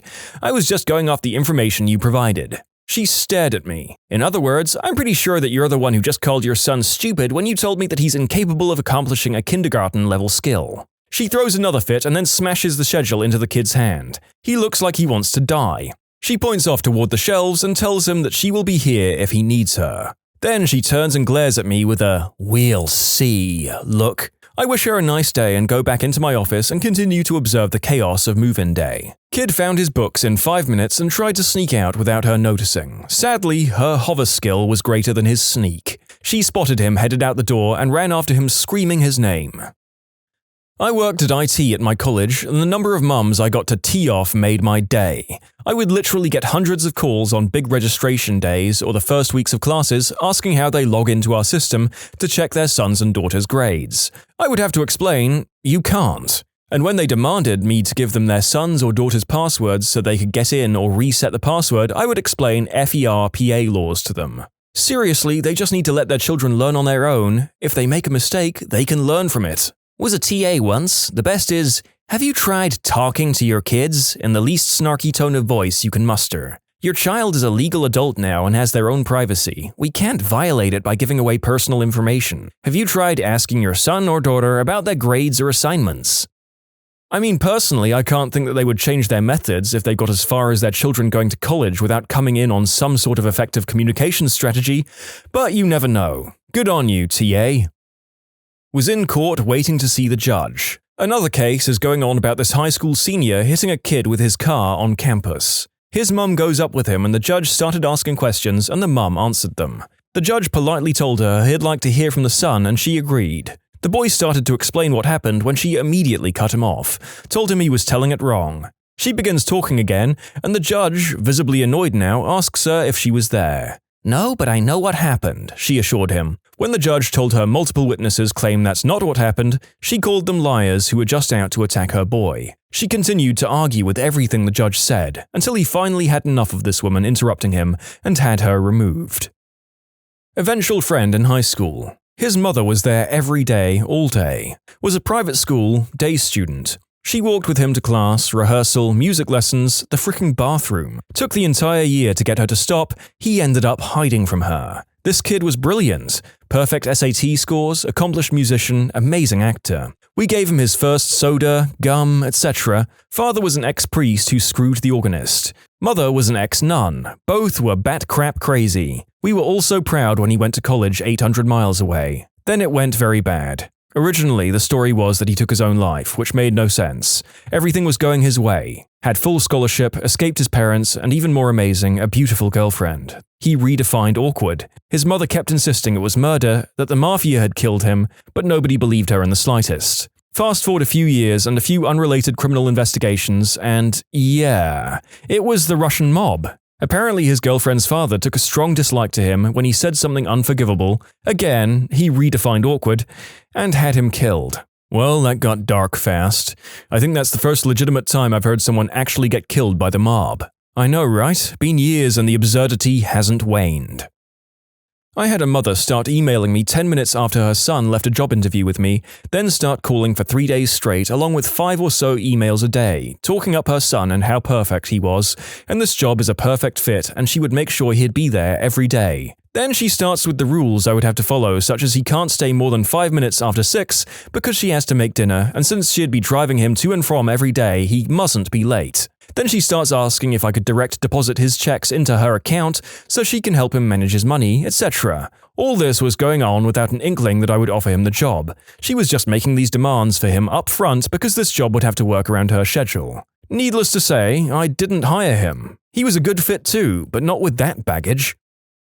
For about a year or so, I took my daughter to an anxiety clinic to help her deal with a phobia she had developed. A certain amount of the therapy involved parents, or whoever had bought the kid, working with the child. The rest of the time, the parents hung out, waiting for their kids to finish the rest of the session, where the kids went elsewhere. One kid, Robert, had general anxiety, more or less. He had quite clearly gotten it from his mother, who was a bit of a basket case, and would do stuff like staying up all night redoing his homework so it would be done right. That poor kid. I'd arranged to play golf with a few mates when we were all around 18. One guy gets driven to the course by his mum, but rather than just being dropped off, she parked the car and decided to wait with us until it was our turn to tee off the first hole. And then she decides that she had better stay and walk with us for the entire 4+ hours of golf. A guy in the next group sees what's going on and intervenes, saying, "Hey lady, non-players are not permitted on the course, so you'd better just go home and let your son play golf with his buddies in peace." Oh, I bet that went over real well with her. The real MVP. When you subscribe, make sure to hit the bell to turn on notifications. Put the playlist on in the background to finish listening to all the stories, or if you want some vibey music to put on in the background, check out easymode. If you like Am I the Genius, give Am I the Jerk a shot. Everything linked in the description.